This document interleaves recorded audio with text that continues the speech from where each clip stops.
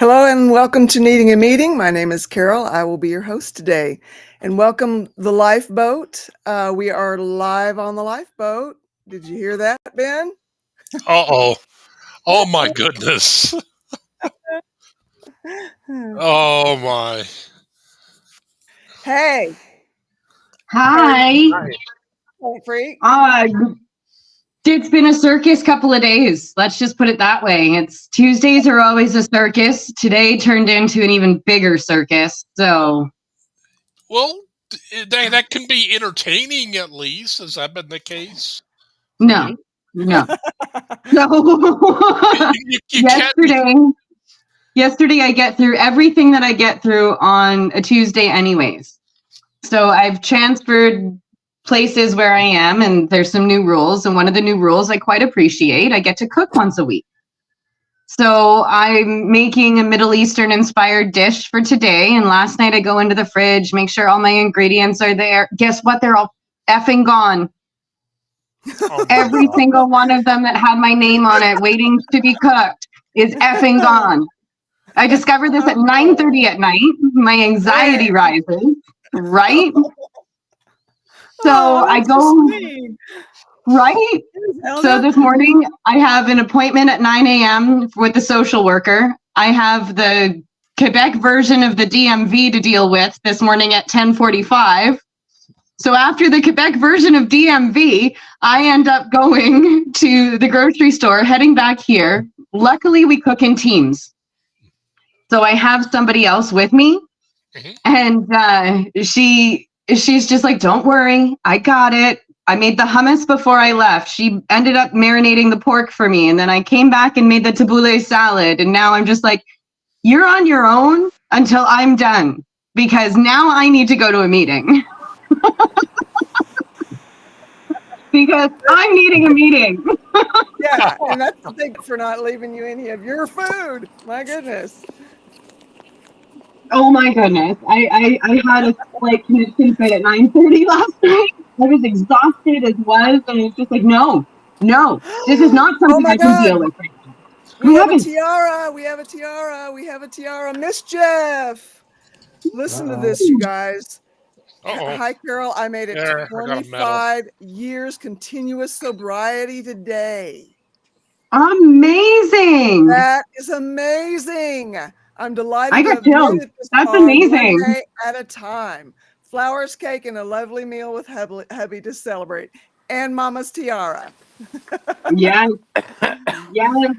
And Mama's tiara. This is my mom's. I'll hold up a medal for her. She wore it her last birthday, which was her 95th birthday. And we all wore tiaras to celebrate her and did it up real as big as we possibly could. I love that story. Yeah. Sounds Life pretty cool. is good, Monique. That is awesome, Mischief. Congratulations. Yes. That. And it's amazing. I love it. And amazing. I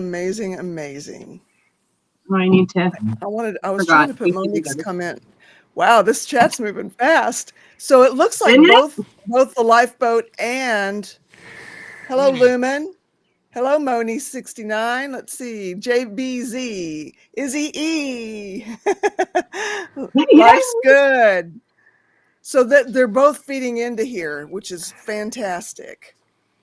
I was just trying to open up two screens. So, hello, Zelda. And my chat is deciding to not move because I have a thing here. Let's see if I can get that thing to go away. There we go. Yeah, that drop down thing that tries to get me to block people when I've actually accidentally done that a few times. Yeah. And I hate when I do that. So it's not on purpose if you're behaving. I found one of my medals, so I figured I would use it in place because I refuse to wear a tiara. I mean, I'm pretty secure with what little manhood I have, but yeah, I'm still not going to wear a tiara. Well, be impressed because at Mama's birthday, Steve even wore a tiara. Nice. And he looked amazing. I can see that though. Yeah. He looked amazing. Matrix, how are you? I'm okay. Okay. What's happening? Oh, I just get overwhelmed with stuff and then I can't do anything. Yeah. I am pretty familiar with that. I really am. Same. I'm sorry. Is there anything we can do? I figured out a way to. I'm just gonna break it down to its smaller parts and get those done. Okay. That's a great idea. That's a great idea. Is it situational, or is it something going on inside? Like with me, it would be my insides hindering me. Both. Okay. I mean, y'all know I was still afraid to go on, do live and stuff like that because of what happened to me last time. So I got that going for me, and then I got the whole, in the back of my head, I got people saying, "Well, you're never gonna amount to anything." Still, and part of me doing like all right, yeah, as in yeah. right now. Oh, it's been there since I was 14 years old.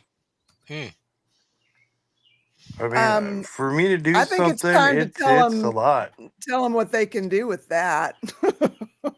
Well, I mean, most of the people who told me that, they are no longer with us. So I win there. Okay. Yeah. So it sounds like a PTSD maybe reaction to it at this point. It's that Ben says it best talking about the neural pathways. He's the neuro person.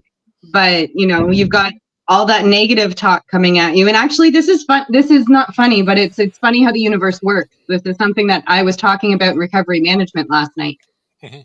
And talking about the addictions, the words that we tell ourselves as an addict and how similar they are to PTSD reactions. And I'm realizing that a lot of my anxiety right now, I thought it was addictions. I thought it was, I thought that's what was still kind of hanging over me, but I'm realizing it's not. So Matrix, if you would like, I can share the handouts once I get them with you privately for the recovery management last night, and it covers PTSD a bit. Okay, that's cool because I definitely have PTSD. Yeah. Okay. That is a very good point, because people who aren't stressed, who haven't gone through traumatic events, they tend to not turn to drugs because life is going really well for them. Yeah. Or life's going really well for them, and they just want to keep pushing it to see how far they can go before somebody pushes back on them. Yeah. There's those people too. That happens too. Yeah. Hey, I'm just saying, sometimes narcissism takes over and people change. That is interesting though, because the stories we tell ourselves have a profound effect on us. There was one of the what was her name? Tara, not Tara Smiling. I have her in my brain now. There was a doctor, a neuroscientist, and she said they did an experiment where people would just envision lifting weights. The people who did that gained 13% muscle mass, and they're not lifting. They are just envisioning it in their little noggins. So it goes both ways. I mean, what's going on with your body affects your brain. What's going on in your brain affects your body. So it's the 3-body problem that will never be solved. So I've never heard this. Can somebody explain that to me? The 3-body problem? Yeah, I've never heard that either. Trying to figure out the simplest way. It's your mind, your body, and your soul. Okay, I understand. They're 3 parts that make up the whole of you. Yeah. Mind, body, spirit. Yeah. That makes sense. I had just not put it in that form in my head, but thank you so much for explaining that, Matrix. I've been digging into a whole bunch of esoteric books, so there's a lot up here. Right on. Yeah. I have a lot of interest when it comes to books, and I got books from alchemy to the Templars and back. I mean, I got a Right whole on. ton of art books. I just I like what I like. Yeah. Waiting for my email to open here so I could pull up the handouts, but I also grab my notes at the same time because I'm that person. For me to have something stick in my head, I need to have what the educational information is, and then I need to make my own notes on it. Yeah. That way it sticks with me. Yeah. So like some of the I would call it internal dialogue. Okay. The recovery dialogue and the PTSD dialogue. Like the recovery dialogue is I need it now. I don't care about the future. Things should always go smoothly. I can do what I want. And then when you convert it, or not convert it, but you look at the PTSD side, it's the same type of negative thoughts that are naturally or easily coming to us. I got a But this question. is where you, yep. Most people with PTSD um, do turn to substances. I mean, Ben's right. There are some successful people who don't, and I don't get them. But hey, that's just me. I don't get Yeah. that Yeah. either. Yeah. Like, Yeah. okay, you're human, but you're not human. Because I mean, everybody I know, when the rough gets going, their first thing is, "Where's the bar?" I mean, that's the reason why I drank the way I did. Because I grew up with everybody getting loaded every Thursday, Friday, Saturday, Sunday night at my house. My mom Mhm. worked with construction workers, so I Oh, mean, there's okay. usually 4 or 5 of them hanging around at a time. So, and then her 4 or 5 friends. So, I mean, it was always party. Yeah. Mhm. I mean, Hey, I can know you why I see ended up comments, being Todd? a drunk, huh? Can you see comments? I can. I just Okay, figured out how to do that. I wanted you to hear this one though. Todd, you're an amazing super rabbit. Remember that. That's Moni 69. Yeah, Yeah. Moni calls me the super rabbit all the time. I guess I'm the Energizer bunny with the drum. And Izzy E wants to know, Ben, were you thinking of Dr. Tara Swart?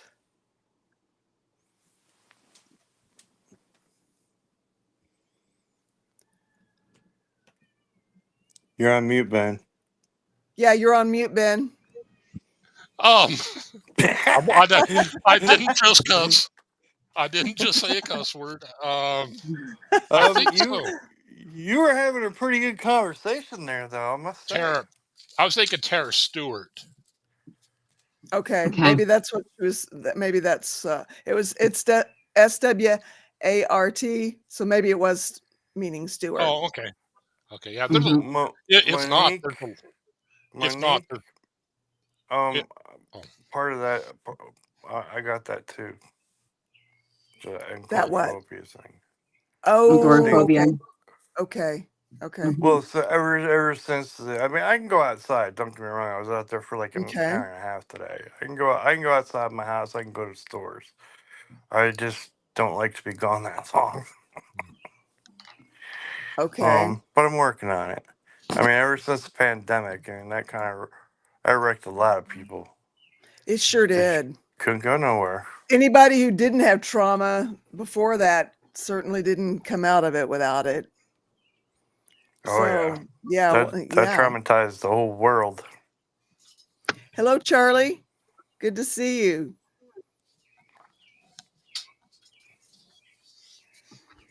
Whew. Well, I'm sorry that you're having a down day. Hopefully there's a mend. Do you I'm working on it.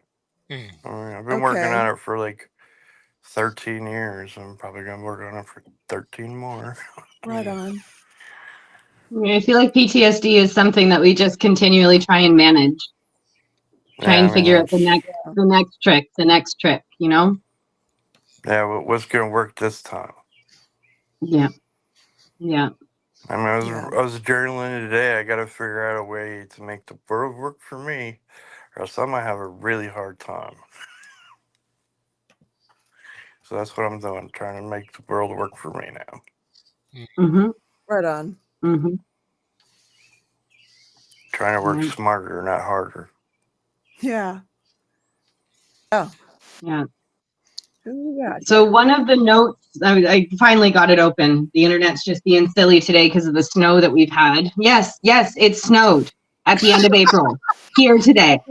While I was out in all of my glory, I was having such a great moment. Anyways. When I was in boot camp, it snowed in May. Oh yeah. Well, I was at Great Lakes, so you had the lake effect, yeah. Yeah, and I was saying to somebody here, I'm like, I remember that about 7 to 5 years ago, it was snowing at the end of May in Ontario. And I'm like, now I'm in Quebec, and it's so completely different. And everybody's complaining about the snow. I'm like, I expect us to get like 2 or 3 more snowfalls. I'm going to be honest. Quebec, isn't that like north? No, I'm right beside Ontario. Well, Ontario's pretty. I mean, that's well, look closer to like Toronto, Ontario, not like Lord Kiss Freak, Ontario. That's the best way I can put it. Is Lord Kiss Freak, Ontario. Yeah, he gets all the snow. So like we do have northern Quebec, which would be kind of in line with Lord Kiss Freak, but I'm closer. I'm at the bottom, closer to the States.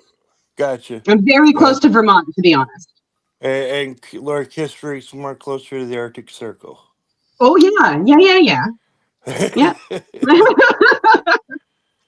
So one thing that I wanted to share with you, Matrix, that I learned last night, this isn't a technique that I had heard before, was create a new story for yourself. So I have a lot of those, you're worthless, you're not able to, that my PTSD statements, okay? I tried doing that. Okay, never mind. Well, no, I mean, I had a place that I went to for about a year with all the handouts and stuff like you do, so I went through some of that with that and a whole new story. I tried it. I really did. It didn't work.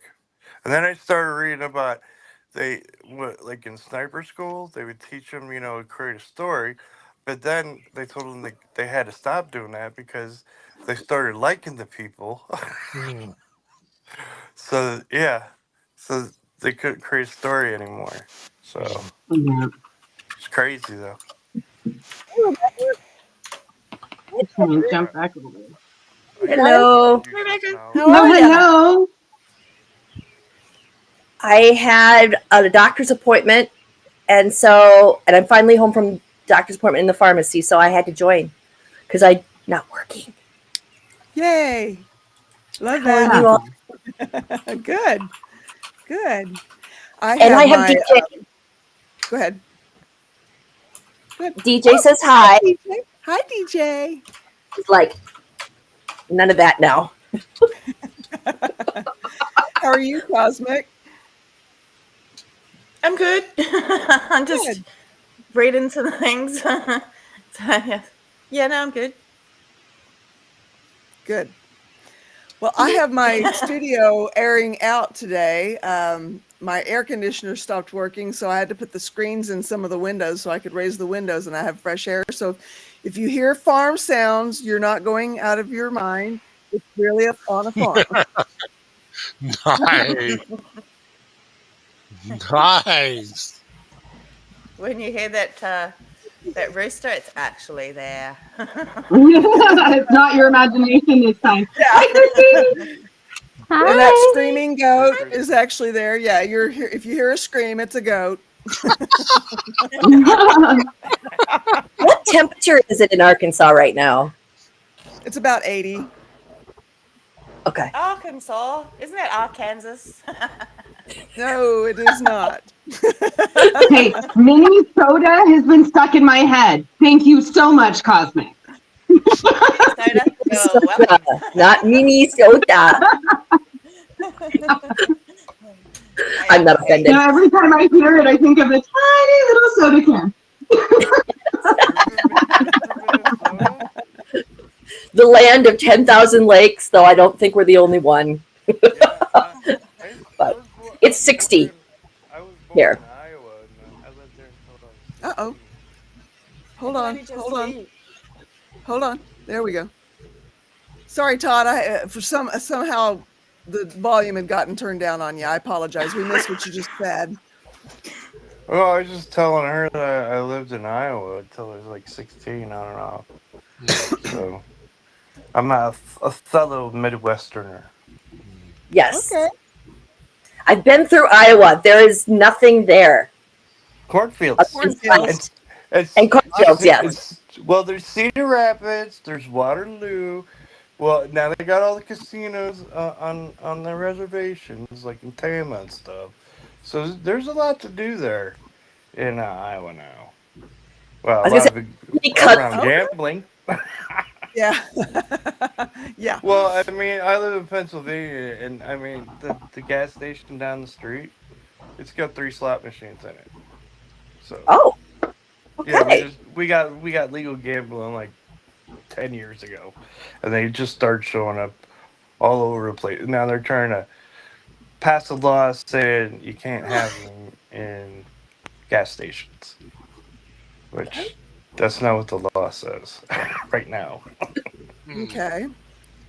Hey, they got a in Vegas. They got them everywhere. I mean, they're even in the grocery store. I was shocked. Oh, I've yeah. been to Vegas and it drove me crazy.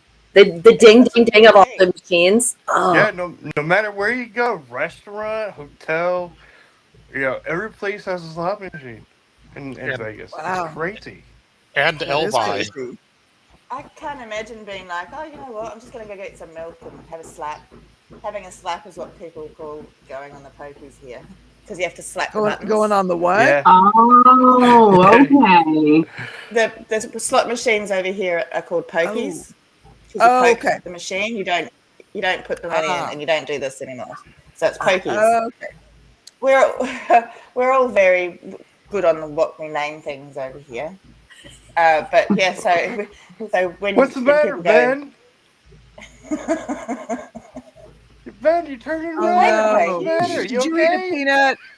Tell me you didn't eat it. No. Did you eat a peanut? I was laughing at the terminology.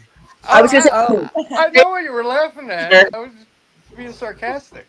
The next time Ben eats a peanut on needing a meeting, we need to write down a timestamp, somebody, because I'm going to go back and I'm going to clip that out.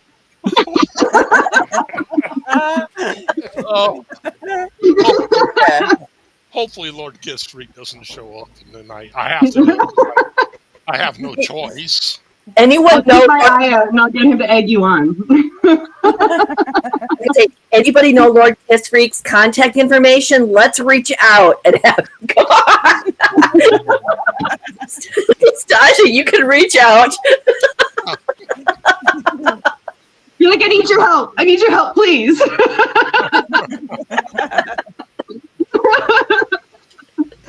How are you doing, Christy? Yeah. I'm okay. I've got a bit of a migraine. So yeah, it's just been trying to, rest and relax, but I wanted to pop on because you were multi-streaming with the boat, so I wanted to encourage you. Oh, Be here to Thank you. support you. Yeah. So I guess that officially makes you a Ripple now, right? Yes, I guess it does. How about that? Been Ripple for a while. Well, I'm just saying, it's pretty cool.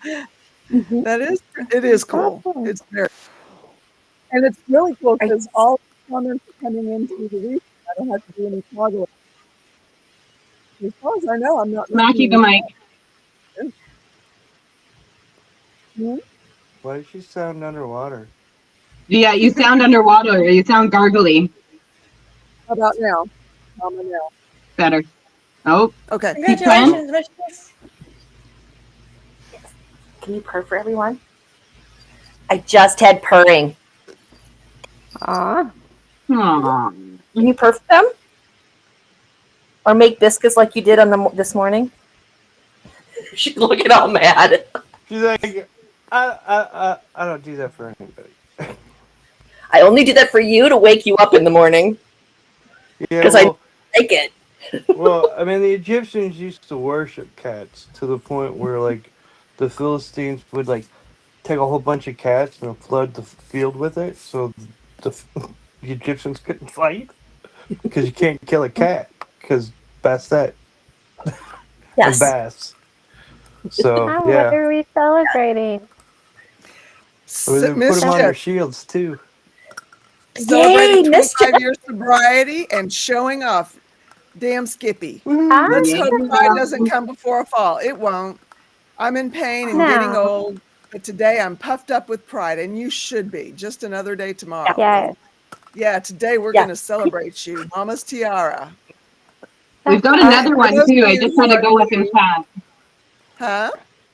We've got another one too. I just had to go up in chat to find it. JBZ, 22 years clean Oh. from Gamblers Anonymous. ABC. Awesome. That's amazing. I'm Great. gonna put on Very Mama's tiara cool. for you too. This was my mother's tiara on her 95th birthday. It was her final birthday. 95 years regal was how we did her cake, and we all wore tiaras. And yeah, so this is Mama's tiaras. That's how we celebrate sobriety or any milestone around here. We have all kinds of milestones. We're not just about sobriety. We're about a lot of recovery from a lot of things, or just hanging out. Sometimes you just want to hang out and connect with Yeah. people, and it That's what does I'm help. doing. It does help us stay sober, if that's what our goal Right. is. It does help us take some of the edge off of the anxiety. Can throw lots of things at us to bring us anxiety. Yeah. To Like know food you're missing not from the fridge. alone. What did you say, Like Stasha? what? Said like food missing from the fridge. So Rebecca and Christy, you missed it. So I go to take a look last night, 9:30 at night, make sure my ingredients are there for my Middle Eastern inspired dish tonight. All excited, something to look forward to. It's all gone. It's all gone. And my day, bless you, adorable, but bless you. So the ingredients are all gone. My day today was just another circus, and I had to figure out how to fit in going to the grocery store because I had to go to the Quebec version of DMV today. And I end up getting the ingredients and everything, but I just couldn't handle one more thing yesterday, and that one more thing happened. I'm So so So I'm somebody, laughing about it now. I'm laughing about it now. But it was just, it was that one thing I couldn't manage yesterday, and I was like, "Urgh." so somebody like ate the food out of the fridge? What it was is like the house will purchase the ingredients for whatever you need for the dinner that you're cooking for that week, and yes, somebody ate all of the ingredients. It was That's there the just day wrong. before. That's just How many people wrong. are there? I'm sorry, Cosmic, I couldn't hear you. How many people are there? 10 women plus right 10. now 4 kids. So someone ate the food for 14 people. Essentially, it was like in the matter are of there- 3 are days, there- all of a sudden the fridge was empty. I'm like, what happened? How many of those Like, kids are seriously. teenagers? 1. There you go. But I promise you it wasn't him That's not because happening. he likes chocolate and only chocolate and carbs. And it was all vegetables that were gone. Is he a weightlifter? No. Okay.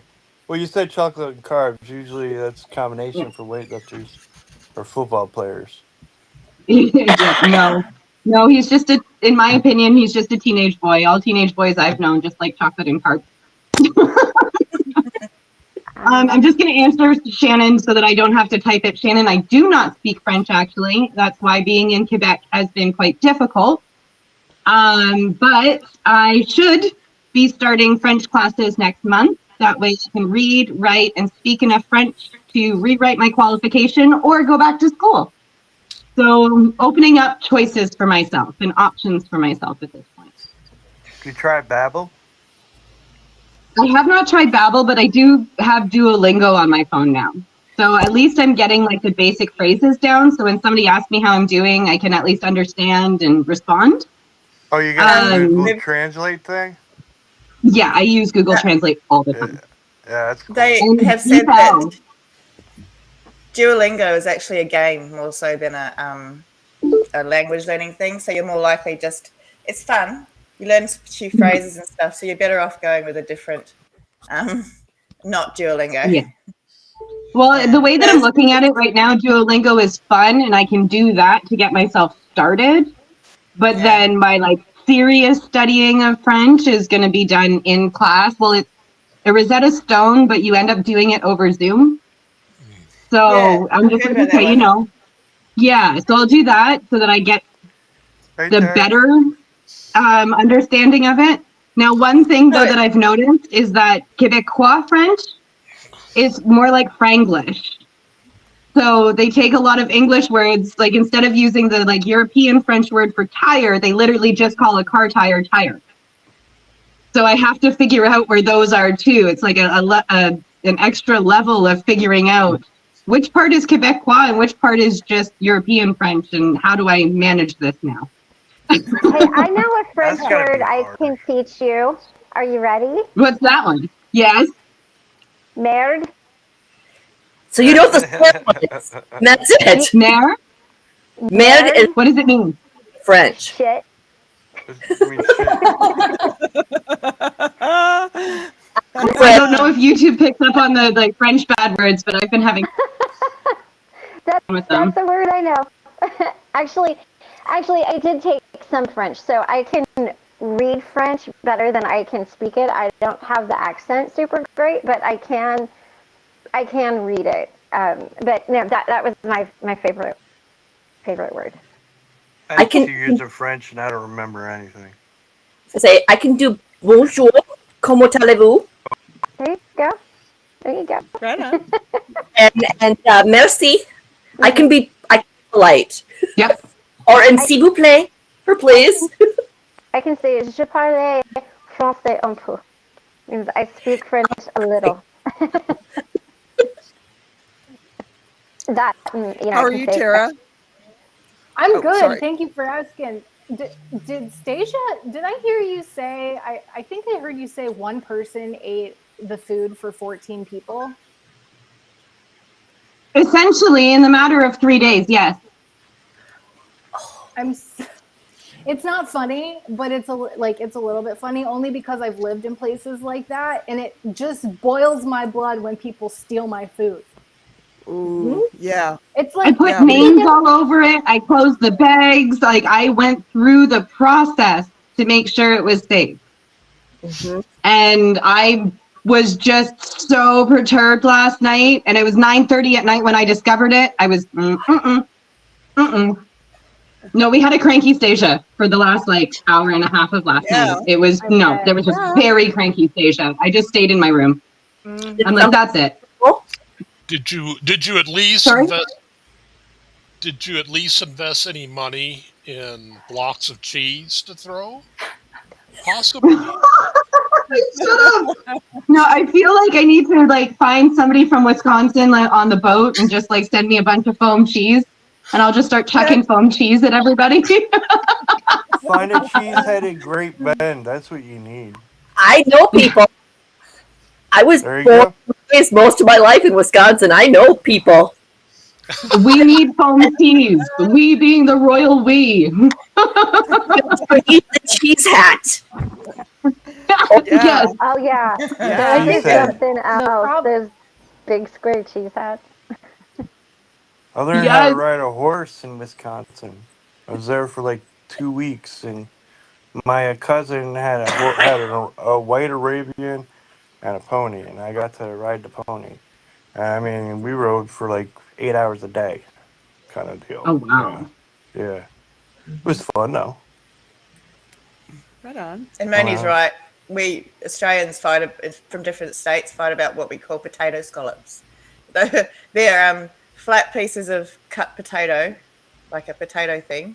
Like scallop potatoes here in the Midwest. Call it. But it's deep fried, and some people call it potato cakes. Okay. And I'm just like, it's not cake, it's a skeleton. And that's But- where it differs from ours. And then down in I think Victoria, I think they call it potato cakes. And but I'm a staunch Kiwi, so it's always going to be potato scallops to me, because that's where it was, where my particular place in New Zealand called it that. So, and you know, in New Zealand they've got different names for different things too, depending on where you're from. It's just like I think I was saying yesterday, there seems to be a bit of a tribal culture going on about with certain aspects of things, you know. Once you're part of the tribe, you want to fight for that tribe. Yep. Yeah. Oh, I just remembered. So sorry to interrupt. Carol, if Tony asks for my contact information, feel free to send that to them. Okay, this Tony here. This Tony? No, Tony B. No, you're not Tony. You're Todd. Sorry. It was. Feel free to send Tony. Yeah, I'm Todd. I'm not Tony. You are not Tony. Yeah. Tony B though, right? I believe so. Yes. Okay. Tony Todd is the original. He had the bees and the hook. I don't know what that is. It's a movie. Oh, okay. Ooh. I like that name, Tony Todd. Yeah, no, Tony Todd though, he's played a lot of bad guys in movies too. So, Okay, I bet I would know him if I saw it. He was in The Crow. He was Top Dollar's #1 guy. All right. Okay. It's been too long since I've seen The Top Crow. Dollar's the guy who stabbed him, and the one guy in the throat with the sword. Mm-hmm. Oh I want my. to learn a sword fight. That would be so cool. Right? And Where do you yeah. live? Because I could teach you. It's not that hard. I'm in California. Where are you at? I am. I'm on the East Coast. So. Opposite coasts. Opposite Well, coasts. I was in San Diego for a while. I'm planning on getting like a van, like a Nice. Class B van thingy with sleeper and everything in it, and I want to drive to all the places I either used to live or I lived there for like a year, because San Diego, I lived there for a year and then the boat came around and I ended up in Philly for the last 2 years. So during the war and everything, I was sitting in dry dock in Philly, watching it with the captain on CNN. Because that was the first real war that was put on CNN 24/7. Wow. Is that Desert Storm? Is that the 90s one? It's Desert Storms. One in the late was in 1989. They called it the 1,000-hour war. Yeah. Because What that's how some long could we were there. Some could call the beginning and the downfall of what was happening in the Middle East and the Western countries. Yeah. But my friend went to Afghanistan, and they've got and Iraq, and they burn pits over there. Yeah, I heard about them. She's now going through the process of breast cancer because of it. Because there's one particular type that's caused. Yeah, there's one particular. It's okay. She's okay because it's a very slow growing cancer, and she's lucky that it is this. She's lucky it's from the burn pits actually, because if it wasn't, it would be a more aggressive, faster cancer. But the thing is, the reason why she is lucky is because she found it early. If she hadn't, because it is so slow growing, it could have been worse in the future. Anyway, the government over there, that guy, what's his name? He's on that show, the Daily Show, Jon Stewart. His fight for the veterans and all that sort of stuff, and to get properly paid for burn pits and being over in Iraq has actually made a huge difference for her as well, because she's included in that. And so now, instead of having to fight the VA for treatment, it's not as difficult. So if you know anyone who was in that particular in the army at that particular stage, and just get them to talk to the VA because they're not going to contact you. Right. Yeah, I had two cousins that were over there, and they were writing me letters. Mm. Wow. What a British theme. Bake Off, Mischief? British Yeah. Bake Off? I guess I assume that's what that is. Yeah, well, I've seen there's an Australian one as well. I don't know if there's an American version, but I love the British version because it's got Noel Fielding on it, and he's hilarious. There is a Canadian one. Is it? Yeah. I like the baking shows. Yeah, there's an I American hate one baking. too. Yeah. I hate baking with a passion. I'll never want to look at another cupcake in person. But I love watching the baking shows because they're so full of joy and silliness, especially the celebrity versions, because they're not trying to win generally. Mm-hmm. Carol, is it okay if Tony just emails you with their contact information, and then Carol can share it between us, Tony? So feel free to share both my email and my phone number. Okay. Will do. Thank you. Right on. So any news on your test, Tara? Oh my God. I'm dying to tell them what happened. So it has been a polarizing day because of this silly test. So I got the worst news from the testing company today that because I started the test, there was no way for them to override me taking a new test. Like, I had to actually call the testing entity, the one that gives the certification out. So it's like there's the testing company and then there's the entity that gives the certification. And like they're the ones who wrote the test. I had to reach out to them today, and I was just like holding back tears once I got the nay from the testing company. But they called me back at the beginning of this meeting. They called me back, and good news, they're waiving the fee for them to authorize another retest. So it's just set up. I'll be able to. Yeah. So thank God I won't have to pay for it. Yay! Good. Good. Yeah, thank God. That would have been it was already bad enough. Like I got an email that said like, you did not pass. And I'm like, I know I failed the test. Like, why did you don't have to rub it in, But it was probably automatic. It was automatic. Yeah. But they told me it could take a while to make the decision. And then later that day, that email came through, and it didn't mention my case number. It mentioned none of the correspondence that we had. It just seemed like a generic autoresponder email. And so I had my fingers crossed that it was just an auto response. But I called today to get to the bottom of it, and really there was nothing that the testing company could do because I took half the test. And the scholarship that I'm on, the authorization is only for one test. So it was like, the few hours that were in between that phone conversation and the phone conversation that I just got off of not long ago was so polarized, so different, but I am happy to report that the news is good. Yes. That is such a relief. Yeah. Yes. Yeah. Thank you for asking. Yeah. Yay. I was kind of afraid to ask because I didn't want to bring it up and bring bad memories. So yeah, right. Yeah, like see me start twitching or something like that.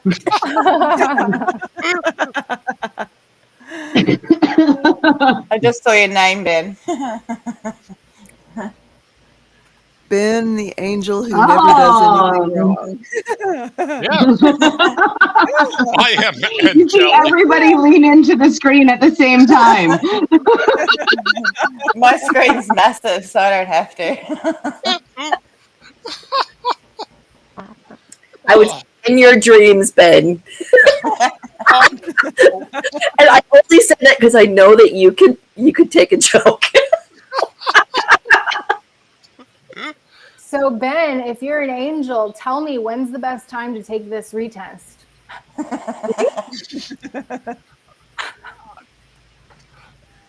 So many thoughts. Can't choose just one. That's okay. I'm open to hearing more than one. But let me know if. Oh my gosh! Let me know if we need to airlift. I don't know, like 200 pounds of dog manure and dump it in somebody's car. Let me know how that goes. I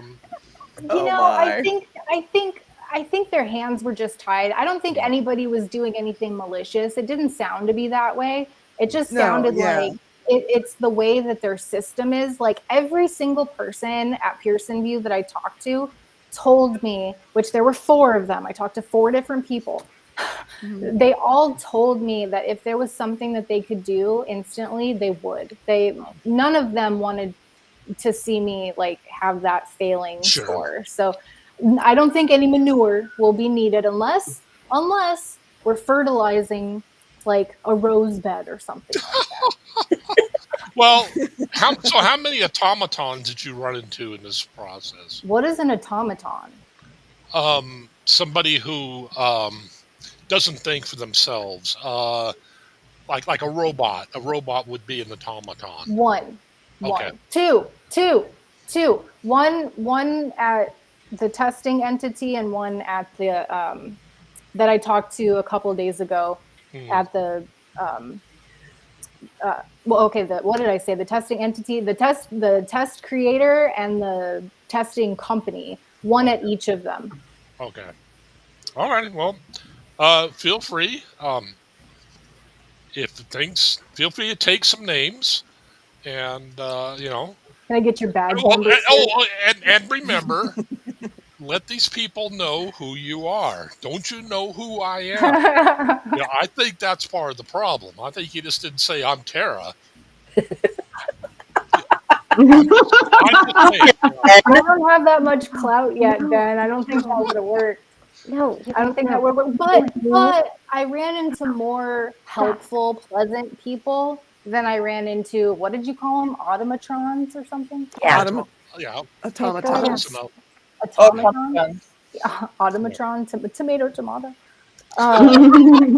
Anyways, I ran into more helpful people that really were empathetic and apologetic. And so I'm appreciative of them, because if it weren't for them being helpful, I think it would have been much more challenging to deal with.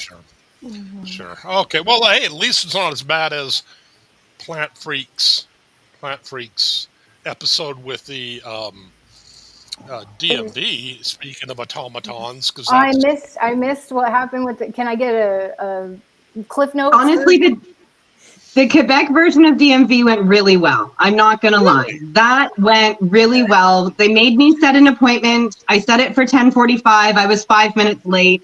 I feel really bad about that, but I still waited until 11:30. So not a great big deal being 5 minutes late.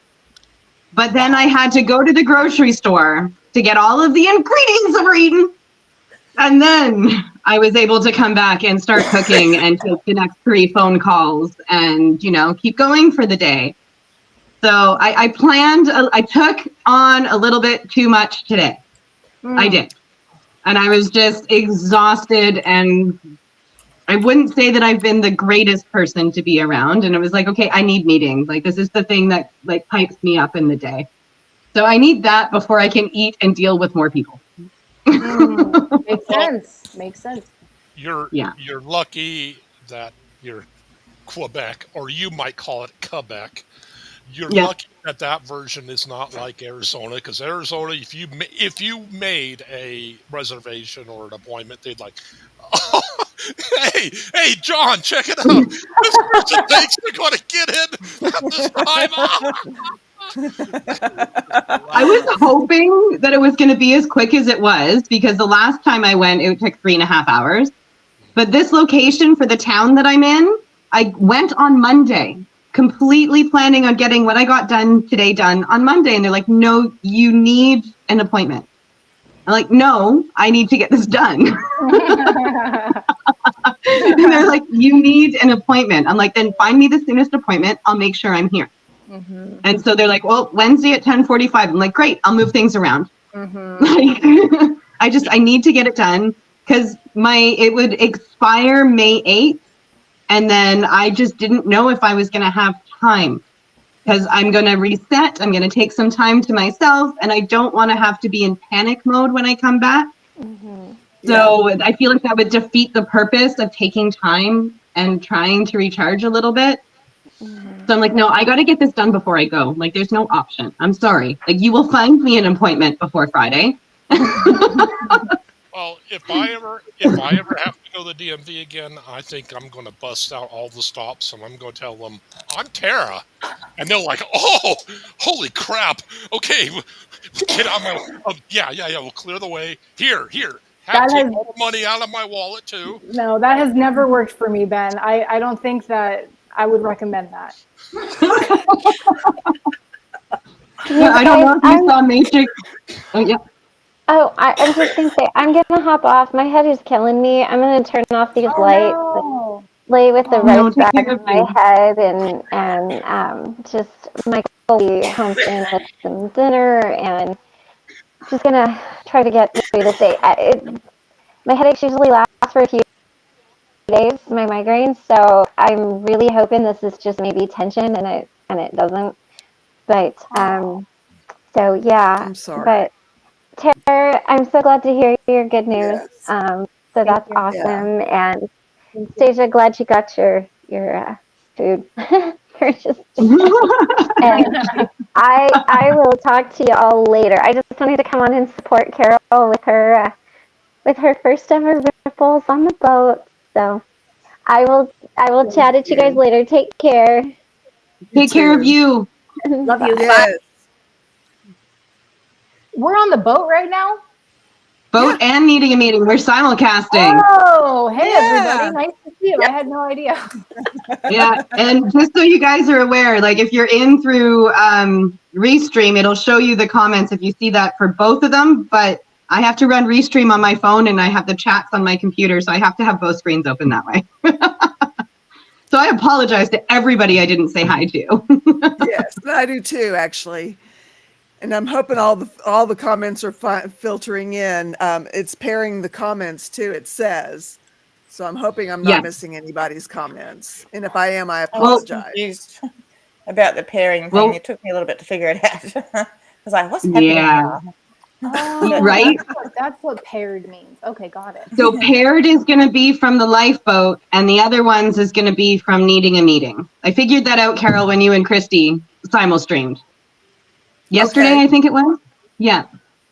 I was just going to say, in regards to the DMV comment, I went to renew my license the other day, just up, it was about 20 minutes away, and it took me 20 minutes to do it. So I just walked in, had my photo taken, and then done. Right on. See, that sounds wonderful. Nice. Yeah. But that's because it's a small town. If it was like in the city, there's lines out the door. So yeah. My last one was easy too, and they've got the whole real ID thing in Minnesota, and we were allowed to renew our during COVID. We were allowed to renew our license with the same picture you had before, just so that they didn't want people to come in, and so I had done it that way. But I moved, and it took me 6 months to renew my driver's license, which is you're not supposed to do, but. Yeah, I did the app online and was in and out in less than 20 minutes. But I went when they opened intentionally. Okay. So in front of me. Yeah. Do they use the same cameras and the same camera personnel there that make everybody look like an axe murderer on their little? Okay. Yes. I look so mad on mine. I'm just. It looks horrible. And I'm just like, whatever. but I look like an angry troll in my license. An angry troll. Our photos last 10 years here in Queensland, so I didn't have to get another photo for 10 years.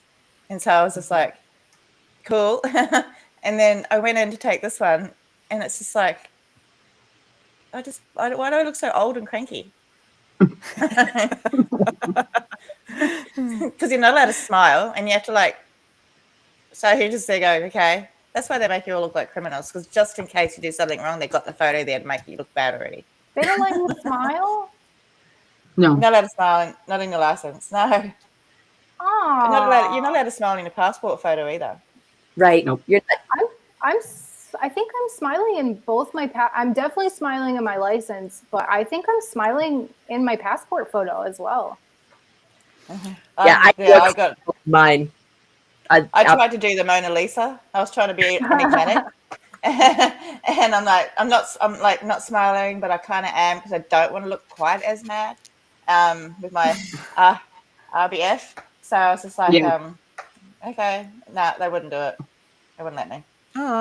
This was 10 years ago, though. I could have gotten away with it because she was pretty nice.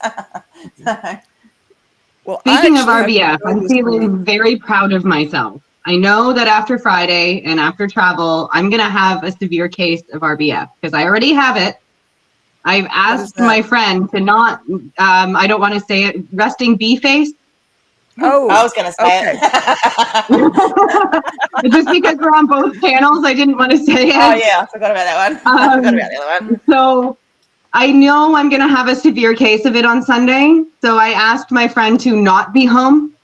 I said, give me a day, please, before I see you. And then we can spend a couple of days together. That'll be really great. That'll be really nice. But I don't want to transfer this energy onto you. And I kind of need to correct it for myself. And I need to not have the anxiety of just put a smile on your face.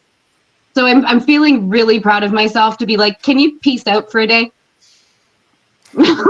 So that felt really good. I was like, I think that's showing progress for me because I'm always the people pleaser. I don't want to cause problems or change people's schedule, but I'm like, I really need this. So can you please help me with this?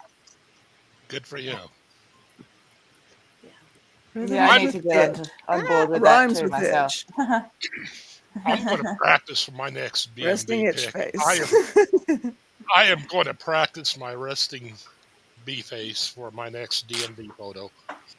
I am going to fully train for it. Well, I actually have to do that this week. I've got to get a real ID. I've been putting it off, but I think you have to have a birth certificate and a social security card, and I have misplaced my social security card, so we'll see if I get it in time.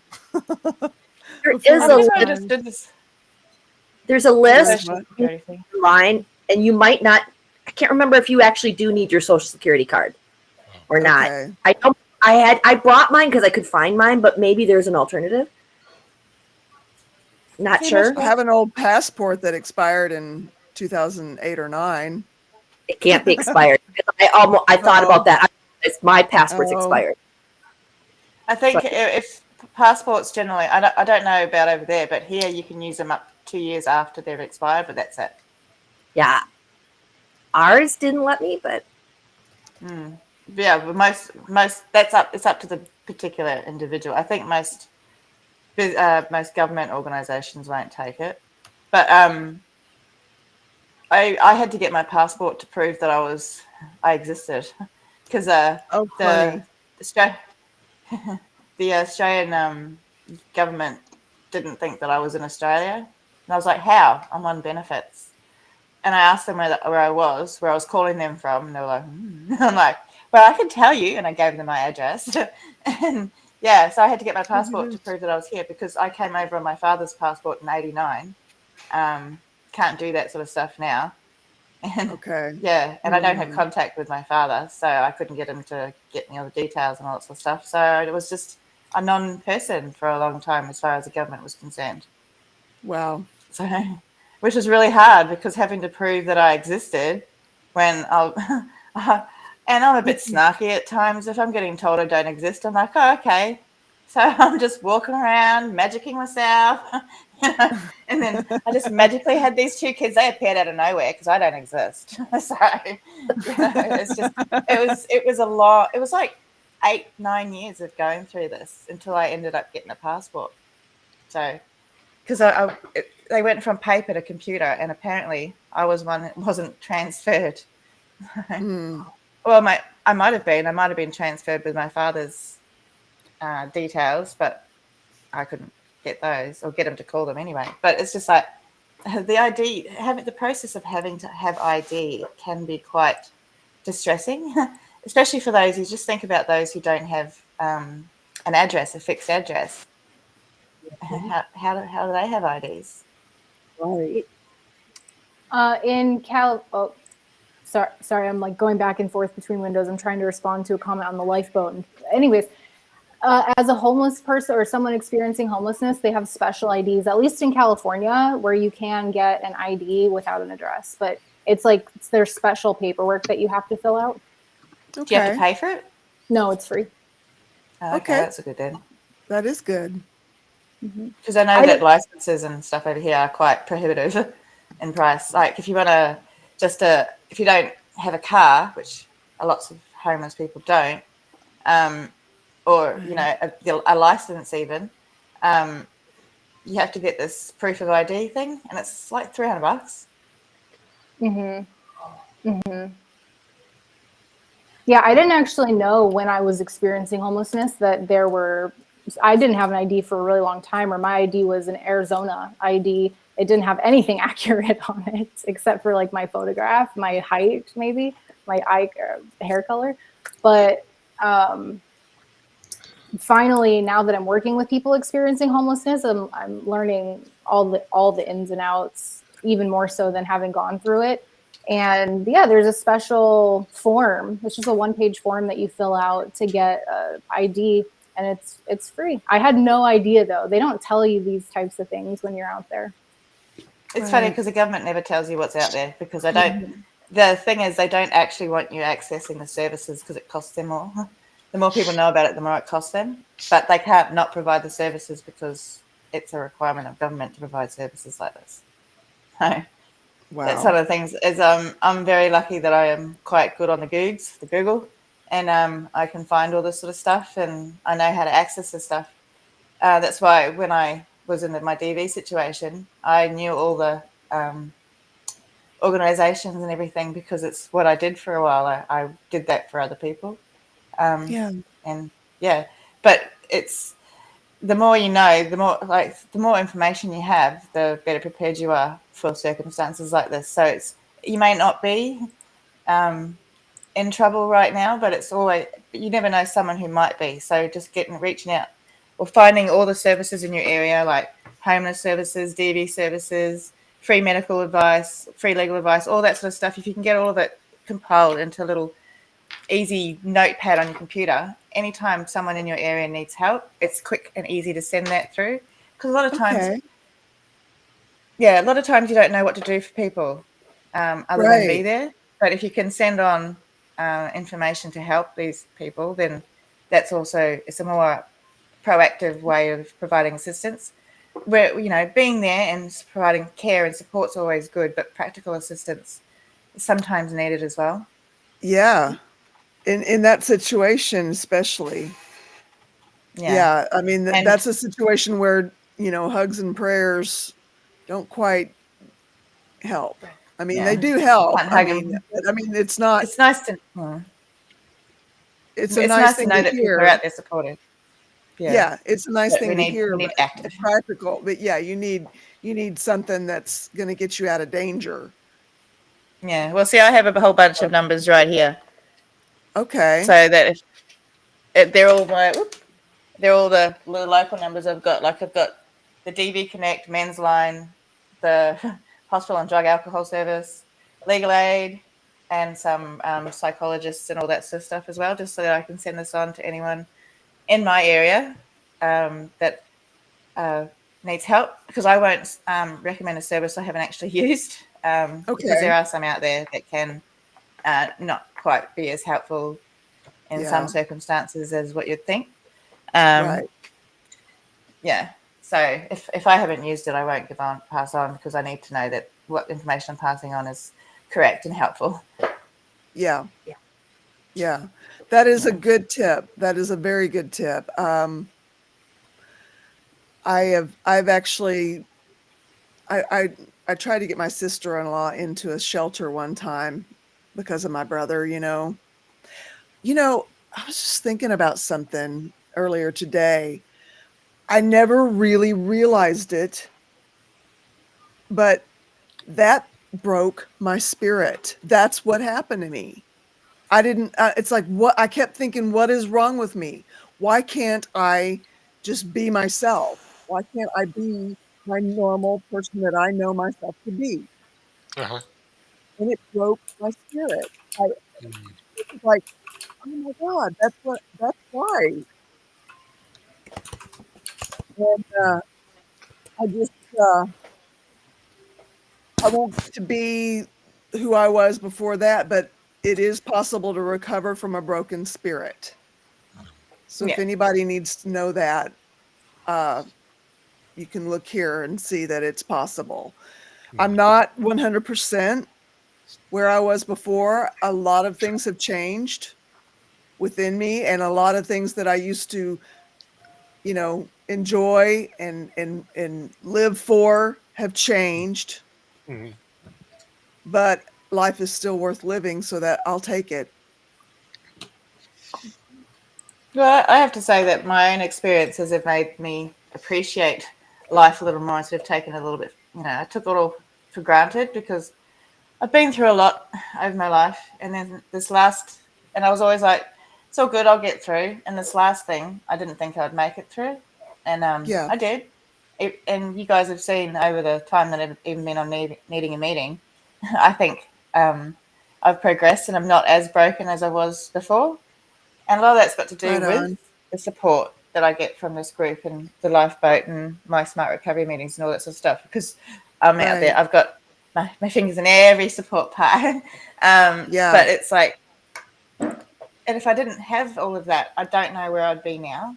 And especially my best friends and all that sort of stuff. And a lot of that's got to do with the belief that I will get through this from being before, but I've lost Yeah. the hubris of I'm not going to be affected by it as much, sort of thing, Same. because Same. Yeah. That with that realization, I always thought, oh, nobody would ever be able to break my spirit. Not true. Mm. Somebody Mm. did. yeah, exactly, Yeah. because I thought Yeah. exactly the same. I thought doesn't matter what I've been through, no one can touch what's inside, And then when it Right. happened, it was a Yeah. shock because I'm like, what? I thought I had Yeah. this tough little shell, and it's not there.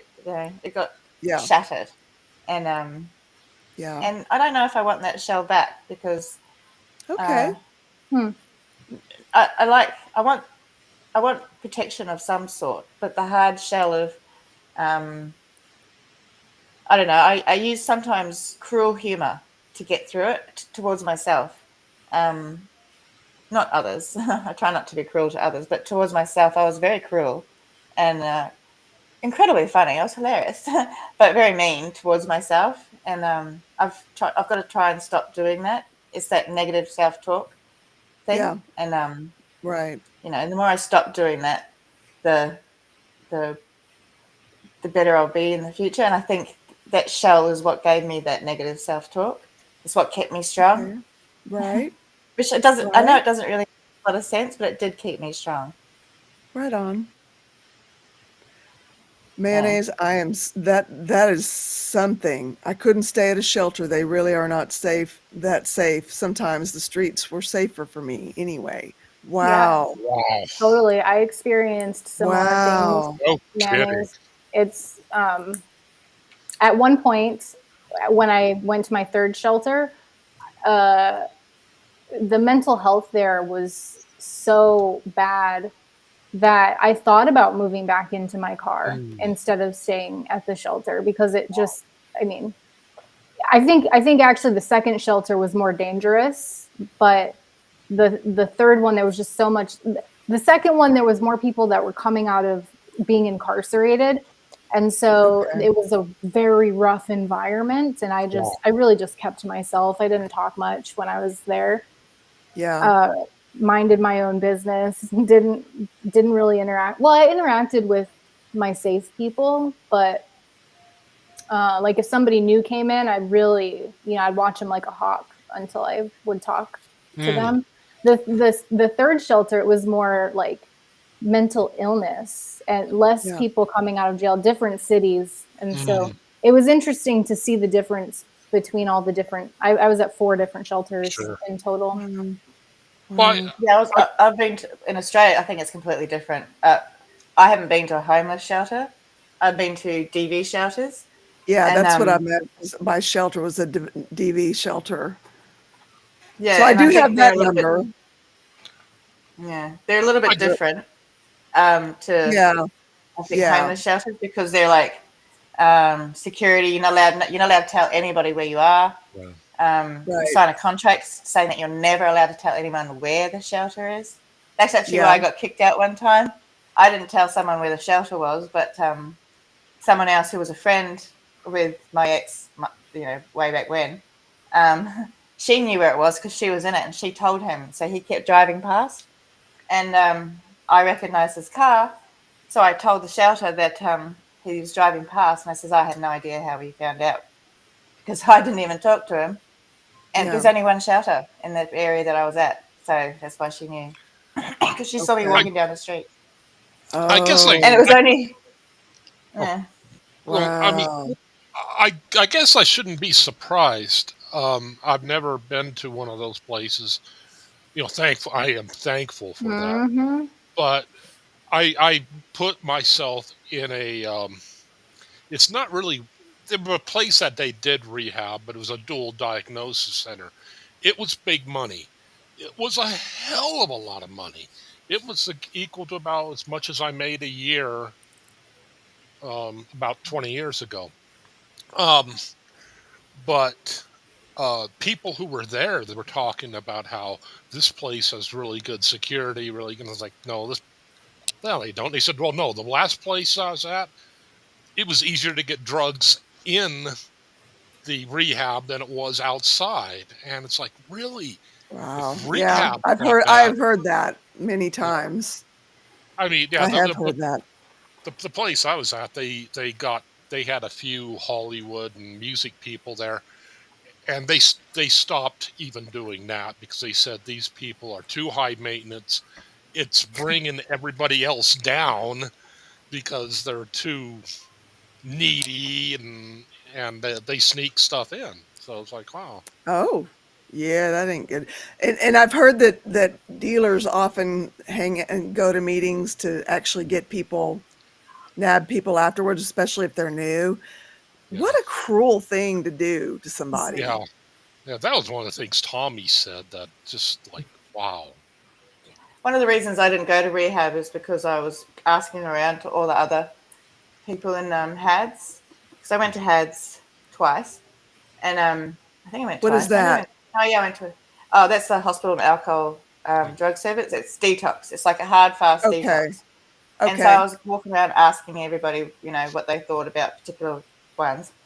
Most of the time, if you go into rehab over here, like a long stay rehab, it takes 85% of your income. So that means, wow, I would have lost my housing stability, my house, and also they're not actually safe environments as far as drugs and alcohol, and also people. So I didn't go because I'm like, I'm not going to go put myself in a place where it's dangerous and I can't afford it. Just to say that I've done it, because I did the detox like 3 times, once by myself, and it's like, I know I can do the detox. I can probably do the rehabilitation by myself as well, because if I don't have all that outside negativity on me, then I won't relapse or even go into something that's different, because you can't get alcohol in these rehab centers, but you can get quite a large amount of drugs. So, wow. Yeah, that's messed up. That is so messed up. The rehabilitation system over here is absolutely stuffed, because it's a money-oriented system, so that you're paid by the government to do it. The services that do it, they get funded by the government or whatever. And so they need to make profit from that. So and the more profit, they want to make more and more profit all the time. So less and less money is going into like the services that people in the rehab centers actually need. And that's true of lots of things over here. Everything gets contracted out, and nothing's really because it's contracted out so many times, there's so much money lost in the process that a lot of it, that money could help the service that is getting contracted out. So, yeah, Right. Doesn't make any sense to me. And shelters are really similar to that. I mean, I used to smell all kinds of things being smoked when I was at the shelters. That's not supposed to be allowed. Yeah, I did too when I was in one. Mm-hmm. That was I was- my shelter was full of very sad women. Yeah. And I think there was also alcohol. I think some of the shelters are being used for people who have addiction problems as well, and also people with addiction problems are also, a lot of them go through DV, so I guess it's hard to separate them. But I had to leave one particular place because there was a lady in the unit next to mine who was quite violent towards her children all the time, and but never when the other people were there, the workers were there. Okay. Yeah, I could just hear the kids screaming constantly and her yelling at them, and I'm just like, I can't deal with this. I've just left a situation of violence, and I can't listen to this happening. And I also didn't know what to do. So I kind of left a little note saying, "This is what's happening," and I could hear it from downstairs. I said, but yeah, it was it was devastating. But the thing is, I couldn't judge her for it either, because she's just come out of a horrible situation, and who knows what she had to do to keep her children in control, to keep them safe. Yeah. Yeah. But I have to say, for my own self, I had to punish my children on behalf of my ex to make sure that they didn't get punished to the point of actual harm. right. So he'd say, you have to do this, because I know one kid would get in trouble at school, and he'd say, you have to belt them when they get home. And I'd be like, I don't belt my children. And anyway, my kids are really good actors, and I'd get them to act out that they'll get really, really copping it. And I'd just be like, just cry, make it look like it's hurting. And and they did. But it didn't hurt. They didn't get hurt. But that's kind of strange to do it. you guys were even put in that position. That's what I'm saying. I couldn't judge her, because I knew what I had to do to keep my children and myself safe until I could get out. So I can't judge people in that situation. Although I did try and get her help for it, because if people don't know what's happening, how can you help? So, but it's a situation that people find themselves in, and you'd be surprised at what mothers will do to keep their children safe from danger. And I read a lot of war stories about what people had to do in the war to keep their children safe and quiet. That's true. That's true. Extreme circumstances. And living in an extreme DV situation is like a one house war. It's like what? It's a house. It's a war in a house. One house. Oh, yeah. Yeah. Inside a place can be a war zone. That's just. Yeah. Oh. Yeah. So there was a story for the day. I was just going to say, I was in a domestic violence shelter for a while as a kid. Okay.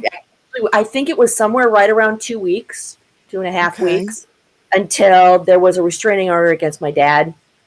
And then we ended up, and he got evicted from the trailer that we had been raised in. And so my mom got back in there, but I knew he found us. I don't know how he found us, but he found us. Ooh. And I guess my part of my question is for you, Tara, because I know what that was. And granted, I was 11, so I was a kid. So there's stuff that probably potentially happened that I didn't know about. And I don't know if my dad found us because we played outside, like jumping in the leaves and, kid stuff. So I don't know if he found us because he was driving by and got lucky or what happened. But I'm curious from you, Tara, what kind of things make a regular, like a homeless shelter unsafe? Because I've always kind of wondered how many people are working homeless, so live in their car. I mean, they're talking about, at least around here, laws to make it illegal to live in your car. Which makes me just like, what do people do? If you can't afford your rent, but you're working potentially and you live in your car, I don't know. That makes no sense. That makes no sense. That's I don't know how they can make homelessness illegal. Right. At the turn of the century, they had the same problem, and that's why I had all them rooming houses for like a quarter and 10 cents and stuff like that. We don't have that anymore, where people just open up their house and says, rent a room, So you can't go small either. In a lot of I did that, and he didn't pay, so I can understand why some people don't want to rent out rooms. But I'm making light of a serious situation. Well, yeah. I think that would be a scary thing too, to let a total stranger in my house, no background check, nothing like that. I think that's a big part of what makes them unsafe, is that you don't have to have a background check to get into one of these places. Oh my God. So there's a lot. This day and age, though, you can do a background check from your house. So the first shelter I lived at was a safe house, and I did have to have a background check to get into that place. But the second, I maxed out my time at the safe house, and so I had to go to a shelter after that. And so the second, third, and fourth places that I was at, there was no background check required. And a lot of the people had records. A lot of these people are under the influence of illicit drugs, very hard drugs, a lot of the time. And when you mix high stress situations with drugs and alcohol, things can get out of control very fast. Oh, wow. Yeah. So I think the drugs and alcohol are what make those types of places the most unsafe. Like, if there's one thing that I could pin, it would be drugs and alcohol. Yeah. So is it like fights, or people get attacked? Or like we're talking unsafe, I guess I don't know. Is pretty much anything go? Different shelters have different rules, but one thing that was sure about all the shelters is if you put your hands on somebody, you were exited immediately. But that didn't stop people from getting into fights. It didn't stop people. It's like once your brain chemistry is so off and you're under the influence of, say, methamphetamine, for example, you're not thinking about, I'm going to get kicked out of here if I defend myself against this person. And there's no rule where if it's self-defense that you're safe. It's like, if you're involved in it, you're out. So, I would say more intimidation type of things, because these people are in survival mode. And so it has a very jail-like feel. I've never been incarcerated before, so I can't say for sure. But I've heard from people who have been incarcerated that they would rather be in jail than in some of the second shelter I was at was horrible. And those were the people who were like, I'd rather be locked up than be at this place, because it's just you're sleeping. The men could see me in my bunk. I was in a top bunk. We were all in one room, and the men were on one side, the women were on the other side. When I would sit in my top bunk, the men could see me in my bunk. That feels very insecure. Oh my gosh, yes. And I think that that felt unsafe to me. So aside from fights being broken out and people being aggressive, and sometimes I would be concerned. Can you hear me? We got a situation here. Today is a day that is threatening my sobriety. Stacy Allen. Stacy, welcome. What can we do to help? Yeah. I'm glad you saw that, Carol, because I was so yeah. You can get through this. It's those are hard days. I've had them. And you can do it. But let us know what we can do to help. For real, Stacy. Yeah, and Stacy, I like that you're aware that your sobriety is threatened. I think that's wonderful, and I think it's wonderful that you haven't done anything yet. Yeah. Is what it sounds like. That's a really positive thing. And that you obviously put it out there that you realize this and that you're willing and it to does doing just what you did does take a lot of the power away from those the intensity sometimes. I hope it is right now. Yeah. Would it help Let us to know talk what we can do? Yeah, I have the same thought, Rebecca. I'm wondering if maybe Stacy would want to come on the panel and talk about it, or even if you don't want it, you could turn the camera off if anything that we can do to help you. Yeah, glad you're here. Yeah, Stacey. I got my camera off. So I got my camera off. So I do too because I keep coughing. Yeah. Hello from Georgia. Hello, Miss Sunrise Dawn. Good to see you. Yeah. And thank you Stacey, for we are glad you're here. Because I haven't been watching the chat, actually. Right on. Yeah, I got so sucked into the story that I wasn't watching the chat either. Well, and it was good. It was good, but yeah, I want to do whatever I can. I'm working. Okay. Yeah. So, have you got a strategy for what you're going to do when you get off of work? That's the question. Great question. I'm a caregiver. Wow. Okay. Okay. So are you faced with a temptation that's right there in the home where you're caring?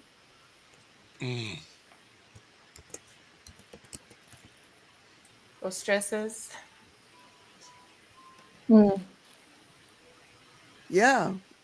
And if you want to come on and talk, we're here. Oh yeah, you're at work. I hear you. Okay. There's this thing called the urge wave. It's called riding the urge wave, and it's a technique from Smart Recovery, and it's like because urges only last anywhere from like momentary to about 15 minutes. So if you can ride that wave and distract yourself, think about anything else for about 15 minutes, and just keep doing that as the urges come. Well, you'll find that you can ride the wave, as it's called, because it is a wave, and sometimes it can feel like it's crashing over you because it's a big wave. But if you can just even, it's a surfing thing. If you can sort of, even if the wave is too big, just go through the wave, so it doesn't crash you on the shore. And that's, you got to go through the wave, and whether it's big, and you can, going through the wave, it can be something like reaching out for support, which you've done. You're going through the wave. And just listening to something for 15 minutes, having a 15-minute break. I know it's difficult being a carer. So if you can just take a moment, 15, or ride the wave, talk to your person you're caring for if you can about anything, just ride the wave and you'll get through it. Yeah, and not only that, feeling like drinking doesn't mean you have to, or using, or whatever your drug of choice is. Thinking it, feeling it, it can be as intense as you would ever think it could be, but it doesn't mean you have to act on it. And that can be a very good idea to change whatever surrounding you're in, going outside. Yeah, changing a little change of scenery can be good. Yeah. You are not alone, Stacy. You are not alone at all. We've all been there. Those of us who've been in recovery. I have 30 years clean and sober. My drug of choice was alcohol. I did other things too, but I wouldn't say I was dependent on anything other than alcohol. And, it's, I have had cravings even 29 years in. I've had to, I've had stuff that comes up from seemingly out of nowhere to slap me, and make me want to just the impulse to go do something was, and I've had those throughout the whole 30 years. But all you got to do is get through 5 minutes at a time, 10 minutes at a time, 15 minutes at a time, eventually you will find your own mind. It's there. Because that's not coming from your own mind. It's coming from something else, usually. Although our own mind can be our own worst enemy sometimes. They call it stinking thinking in AA. Stinking Well, thinking. I like that. she's here trying to connect it, so I mean, she's doing something right. Yeah. That's a good point. There's also the Holtz thing. If you're hungry, angry, lonely, tired, or stressed, Yeah. and I say stressed as well, so I say it's Holtz. You know, there's Yeah. I wrote it down. There was something someone said the other week in Smart Recovery, and it really hit. It's to do with Holtz. It's like an added Holt. It's Holt the bads, and bored, anxious, depressed, and stress. You know, so it's different things. There's a whole range of different things that can lead to having urges. Mine majority is stress and lonely, and actually it's all of them except for hunger. So if I'm bored and anxious, then that's boredom is, oh my God, boredom is one of the tougher ones. Yeah, and it's just like, and that's actually and my that's biggest what we got to thing. learn to live with. Bored. Is we got to learn to live within our own selves and realize, okay, life's going to be tedious. Life's going to be boring at times. You know. Yeah, and I'm not used to being bored because I had kids for 25. You know. Yeah. So I never had time to be bored, and when I was bored, I wasn't bored. I was like, thank God, I'm not thinking. Yeah. So now it's like I don't have that anymore. So I don't have that thing I've got to do. So I've got to find something that keeps me entertained. And right now it's YouTube. I'm watching lots of fishing shows on YouTube. But that's my distraction, is when I get bored, I watch escape videos, I call them. I'm planning my escape. It's just there's a whole range of different things. And as long as you find it entertaining, I think it's a lot easier. So like that's why I use humor a lot, because if I'm laughing, I'm not having urges. So yeah, I watch a lot of comedy. Okay. Even as a caregiver, you can slow down and take a short break, usually, as much as it doesn't feel like it sometimes, says Mect Murdosh Eagle. I hope I didn't butcher that too bad. It's like Mac Murdoch. Mac Murdoch. I don't know. It sounds cool. The neighbor just brought out his puppy. This little dog is my lifeline right now. Yes. Oh, that's so good. That is good. They went outside, so I'm glad. Some fresh air is a wonderful thing. Yeah. I figured out what I'm going to do. Okay. Okay. Lay it on us. Well, like art therapy. Right on. Oh, yeah. I love that. Better living through art projects. I love that. Yeah. Absorbing yourself in something like that can be a very helpful thing. I like to sew. I got ADD and ADHD, and I'm getting into jewelry making with resin. So that's amazing. I bet you're going to make some amazing stuff too. Well, I don't know that much about fashion, so I don't know about that. I'm good with color. That's the one thing everybody said. You're really good with color. Right on. Give me your email address, and I'll send you pictures of stuff I make. So, and you can judge for yourself.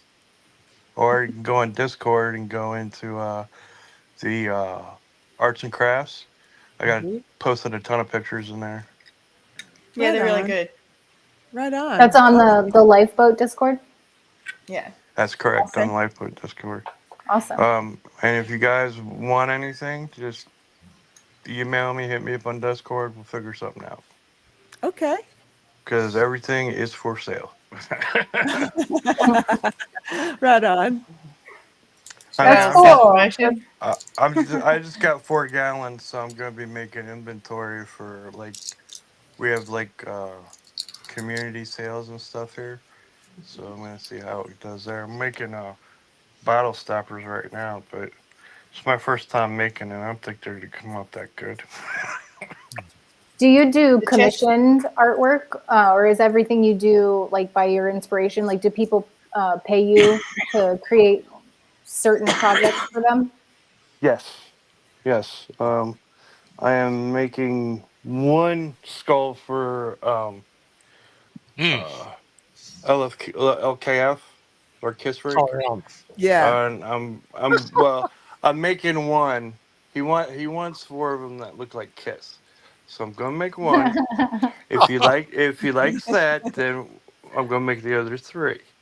It's my idea to just make one because making 4, I mean Oh my. it's a lot of resin. So I'll make one. And if you don't like it, then I can go back to the drawing board and make another one. Mm. But there's a couple other people have word skulls for me too. So skulls seem to be pretty hot right now because I can Yeah. make them any color. I can make them see through. You can hook them up to lights, and you can do whatever you want. Mm. That's the reason why I got into the resin stuff because you can. I mean, I get to make one mold, and I can make them earrings. I can make them a pendant. I can make it into keychain or earrings. Just anything you want. I mean, I know someone who would be very happy with skulls. So, do you have Facebook? I don't. I avoid a lot of online.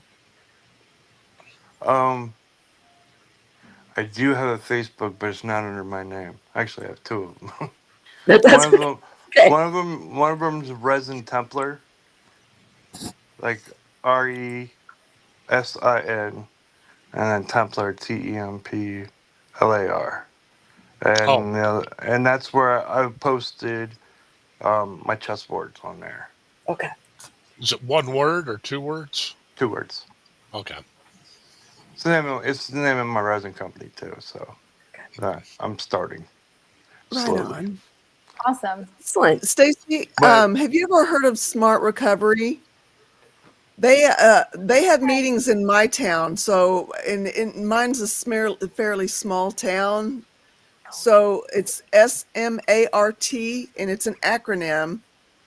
If you're able to go to a Smart Recovery meeting, you can get a free handbook, and it's a very helpful tool for times like these. They also I have actually meetings. in the description of needing a meeting side to this meeting, I have a link for the Smart Recovery Mm. website. Go ahead, Cosmic. I was just going to say they also have like in Australia, they have meetings online all the time at all hours of the I day, have different those types too. of You groups. just can't get a free handbook, I don't think, that way. No, but they've got a whole bunch of the worksheets and everything that's in the handbook. But there's also meetings like this that you do Zoom and all that sort of stuff. But I'm just saying that they're all hours of the day. So if I wanted to, I can join an American meeting over in America on American spot, or I can do the ones here in Australia. So and it's amazing. I have to say that was my first after AA. That was my first successful peer support group, and it changed my life. And it was like once or twice a week I did it. This is an everyday type thing, and I'm more involved in this, so this is different. But the Smart Recovery, amazing, and it's Smart for Recovery, everything. It's not just for alcohol or drugs. It's for addictive behaviors. It applies to a lot of different things because they don't focus on you as an addict or it's just the whether last it 7 be days, the next 7 days. What So it's called what do you have to self-management and look forward recovery to, and training. what can you and what did you do to stay sober for the last 7 days, kind of thing, or and in the middle there's a whole bunch abstain. of techniques. It's So good stuff. I've been to a few Smart meetings. Good stuff. I'm kind of helping one person who does Smart Recovery, just writing down the names, but it's so good. And all the techniques I got from there was just amazing because I went to AA for like months. No techniques, just a whole bunch of stories, war stories. And then and that's a good thing about Smart Recovery is no war stories are allowed. There's no you can't sit there and talk about, or you can say what your problem behavior is, but you can't sort of dwell too much on it because it can trigger other people in the group, especially because a lot of people in Smart Recovery are new at recovery, and so they can get a little bit triggered. But it's really good because it's not. It can be for anything. It can be for sugar, pornography, gambling, any problem behavior, anything that you find to be a problem addicted behavior that you'd like help with. So, and it's so helpful. It's helped me with other things that I do that are a bit silly as well. So, which I didn't think were problem behaviors. So, but yeah, it's really good. If anyone wants to try it, I fully recommend it. How about you, Terry? You got anything to offer on that front? Yeah, I can just say what has worked for me. Similar to a lot of people here, I got clean and sober in Alcoholics Anonymous. I spent the first 18 months of my recovery there, and it worked really well for me until I got on mental health medication. And then I started feeling like I was getting a lot of side eyes from people, and I felt a lot of judgment, and I just could not handle that at that stage of recovery. Wow. And so that's when I started seeking out online communities and found it was like a gradual progression to get here, with this group of people that I'm in with now. It took a little while to find the group, but you found this group already. And I think this is a fantastic source of support personally. I've never tried out Smart Recovery before. I actually started when I was at the Safe House. I started creating an online profile, but then the director was very into AA. She spent 33 years in the program, and she brought me to my first AA meeting, and I just felt at home. I felt accepted until I didn't. So that was my experience. I think the connection and having a group of people, no matter if it's in person or if it's online, I think having the group of people who you can connect with, who's available a lot, and making, aside from the group, making connections with individuals that you can reach out to at all hours. Like, that's one thing I loved about AA personally, is having a sponsor, one that was responsive to me, that I could reach out to anytime. I definitely took advantage of that while I was in the program. I find that I don't need that as much today. I'm more in the maintenance phase of my recovery, where meetings like this kind of keep me even keeled, more or less, except for when I have crazy things happen. But yeah, that's what's worked for me. Right on. All right, I gotta go. When the crazy things happen, it's good to come here. Oh, sorry. See you guys. See you, Matrix. See ya. Good to see you, Matrix. Good to see you guys. And this is a really good place to come, like the Facebook group or Discord is when you're feeling like, crazy or whatever's going on. Like, I've quite often needed a meeting, and I've had people say, like in the group, saying, I'm ready, I'm here for you now. But knowing that I can do it in the morning, which is a more reasonable time for everybody else, helps too. Like, just knowing that in the morning I can wake up and my people will be here and we can talk about what I'm going through helps. It stops it from me having to deal with it immediately. I can sleep on it, which helps me. So these sort of groups are just so helpful, and it's having the connection and also the empathy and no judgment. The no judgment is the biggest. So if I know that if I stumble and fall or do something silly, I can come and tell my mates, and I'm not going to get, oh, you're so stupid. I'll just get, well, I'm sorry that happened, and what can we do to help? And that's really big. Yeah. Mm-hmm. Speaking of the Facebook group, I've been meaning to ask. I tried to find your Facebook group, Carol, and I could not find it. And so I'm wondering if somebody, either you or Ahmad, could drop a link to Carol's Facebook group so that I can find it. I'll find it. Awesome. I'll do it. Thank you, Rebecca. Thank you so much. Mm-hmm. Have I made you a mod, Rebecca? I don't know that I'm a mod on Facebook. I know I have Restream. Oh, okay. I don't know if it'll post a clickable link unless you're a mod, a YouTube mod. I think though it does because I've posted links via Restream before. Okay. So all right, here we go. I'll try it and let you know if I have a problem. Okay. Has anybody else's screen just gone dark? No. Can you hear us? Okay. Yeah, I can hear now. you. And now you're back. It's probably because I opened up another browser window. All right, there's a link to the Facebook group, Needing a Meeting. Perfect. Also, the Lifeboat has a very active Facebook group, and it's a great place. And there's a Discord. I can't remember how to do the link, so if anyone else knows how to get the share thing. I can do it on my phone, not on the computer. Oh, okay. Awesome. Thank you so much. Yeah, Blessed to Crochet. I was looking out for a link. I must have missed it because I was looking out for the Facebook group. I must have missed it earlier. Mm-hmm.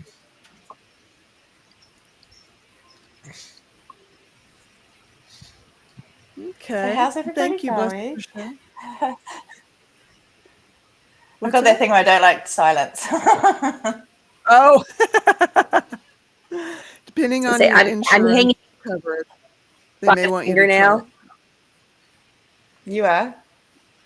Well, I feel super energized because I just got the best news of the week right before this. Right on. Why are you hanging by a fingernail? Yeah, that's a good question. Why? It's been a rough, long week, and yesterday I had a really bad headache, and I'm trying to remind myself of the last meeting that we had or that I was at, and we talked about fabric because I realize I need help. I can't do all the things I need to do, and I'm struggling with chronic fatigue, which all of you know, and I can't do my day job and give everything to my day job and then do anything else for the rest of the day. I mean, I load the dishwasher, so it's kind of like the basics. So, I took my shower and I load the dishwasher and do, fairly easy, but I'm struggling a lot with those kind of things. And then there's focus. And so my doctor's appointment today was with my psychiatrist. Mm-hmm. And so they're going to change my med just a little bit, hopefully kind of help the focus portion, because there's, as you guys know, there's been all sorts of crazy stuff going on with my work. And I did have a really good appointment with my doctor on Monday. I had another doctor's appointment. So for those that don't know, I'm long COVID and I have a lot of doctor's appointments. It's now 2 years almost. It'll be 2 years, I think, on the 28th from when I got COVID. And I don't know if it's because we're nearing the 2-year mark that I'm struggling emotionally with it, because it's now almost 2 years. This is, I don't like that this might be what the rest of my life is like. Surely not. Have they given you any kind of prognosis on that? There's nothing. They don't know. They don't know. And the only other new thing that my doctor told me, and this is my GP, so it's like a follow-up appointment on stuff, but she's like, well, they've now kind of figured out that there's potentially changes that happen in your mitochondria that make this, so that long COVID, and I have to wonder we've heard about chronic fatigue and fibromyalgia and some of these other things for years, and they treat it like it was nothing. And I know that I heard multiple people talk about when the first portion of long COVID came out, they wondered if chronic fatigue was caused by a virus that we just didn't know about, that people didn't. Okay. But there's mitochondrial changes that actually happen in your body. Wow. With it. And that's partially why. So I'm struggling a little bit with all the things. And then my friend Sarah I asked for help because I need help I need to get my air purifiers. Do they help? Yes, they do. I need to get, but it's spring. I need to get the filters changed, and I need to, because it's allergy season. It's the feeling not great and the runny nose and some of that. And the headache is some of the headache, like sinus related and allergy related, because I do have allergies. I've had that for many years, but so it was the realization today that I have to ask for help, and for me, I don't like to do that. And I think most of you guys know I don't like to have to ask as much as I need it, and I'm overwhelmed, and I'm a little afraid having her over just because the whole fabric thing. And yeah, I'm trying to just do a little bit and maybe take a little bit more time off. So my boss I did reach out to my boss today about it, and my boss reminded me we're supposed to ask for 2 weeks in advance. No, she gave me time off. Okay. Day on Friday, and my friend Sarah is going to come over Friday afternoon to help. And then I've got a couple more days in the next 2 weeks, so full day. But even doing something on a weekend, this is the part that I think is the hardest, is I could do chores on a Saturday, but I will and take off Sunday, intentionally take off to rest. So I could have gone grocery shopping or maybe did a little meal prep, and then Sunday, even taking off all day Sunday and resting and taking a nap and doing all the things, I still am wiped out Monday. Yeah. And so it feels like just doing some of those basic things is really, it's just really hard. And I don't know how to get past it. Right. And I've had part of what they would like me to do more of is exercise, but what's your level of exercise? I'm not supposed to push myself too far because then I get into the chronic fatigue. Yet I'm also supposed to push myself a little bit to kind of try to get better. Yeah. So level of, okay, so we need to kind of push this a little bit. And I don't know. Have they given you any like ideas as far as exercise? Because I'm going through virtually the same thing, because I now likely have fibromyalgia because of I've COVID. got a little bit of exercise stuff that I did we started with my occupational therapist. So some really, really basic stuff, because I've lost lots of muscle mass. Because the first 6 months to 9 months, I wasn't working full time a year after. I was closer to full time, but I wasn't working full time still at that point. And I had FMLA, I had accommodations. It was, was this 2022 into 2023. My work was okay. But now that COVID is pretty much, it's gone, but it's not as, most people are going back to normal life. I am not. And I can't. And that's kind of what I was saying, is that it's the same reality. And I've been given hydrotherapy to do because it's low impact. It's also warm. It's gentle on the body. And because I don't have the strength to do a lot of walking. I can walk, I don't know, maybe half an hour, like low impact, very gentle walk for half an hour. And after that, I'm dying. I can't even stand up and do the dishes because I don't have the energy. So, and that's ever since COVID. And it's a reality now that I'm probably going to have to live. Well, I've got that COPD now as well from it, chronic bronchitis. And I say one of my inhalers is a COPD med, because I got permanent lung damage from it, and moving and added to, that's added to it. So money's a lot tighter here. I'm okay, but it is harder. And I can't afford to move. So, didn't you just move too? Really? Not Yeah, that long you ago? did. Yeah. I just moved. I haven't even been here a year, but it moves from a year lease to month, but you just have to give 60 days. But this is a really good place. Other than how tight things are financially, it's a really good place for me. So things like I have to cancel, and it's one of the things to do is to cancel my color club. It's a fabric. I don't need more fabric. It's $35, but I can't justify some of the stuff, and I have to watch, okay, what other things do I have that I don't really need?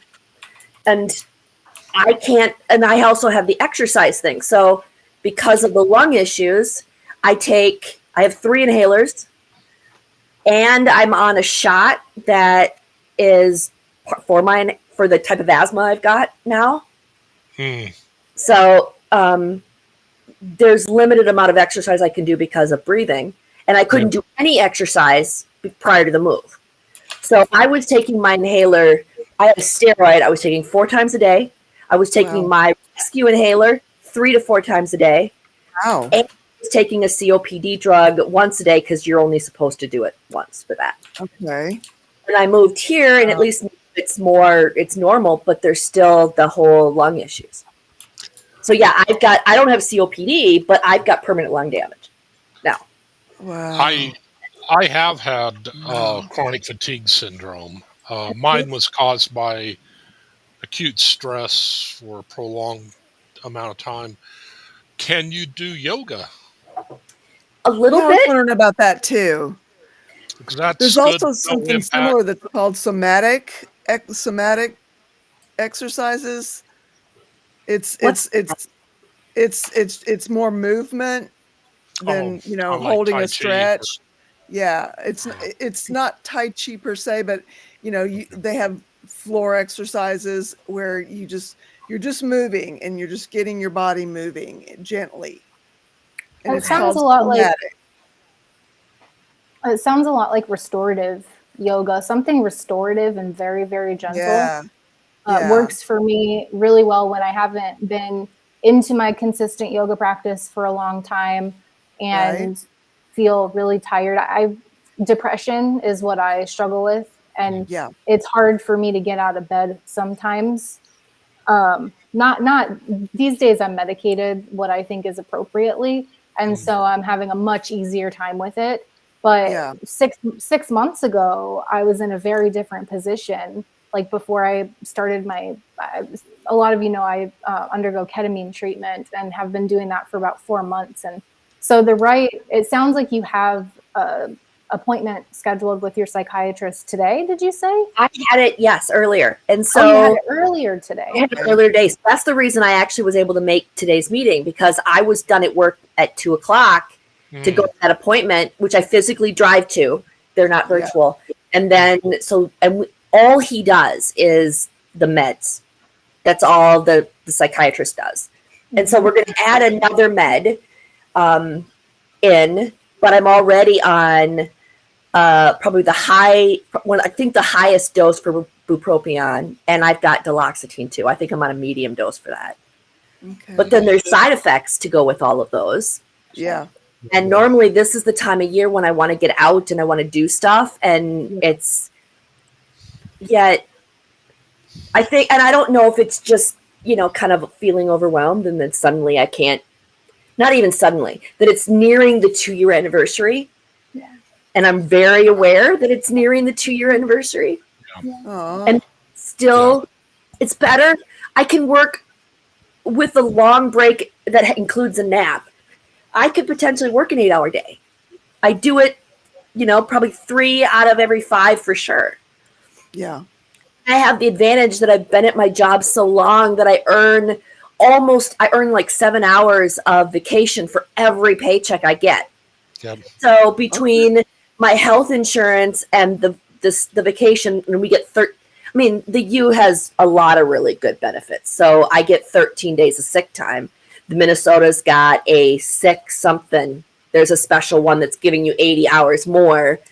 And then because there's been enough of that, I'm actually able to accrue some vacation, because for a long time I couldn't.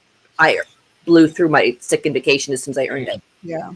As soon as I earned it, it was used, and then of course, less pay, and it's just all of those things.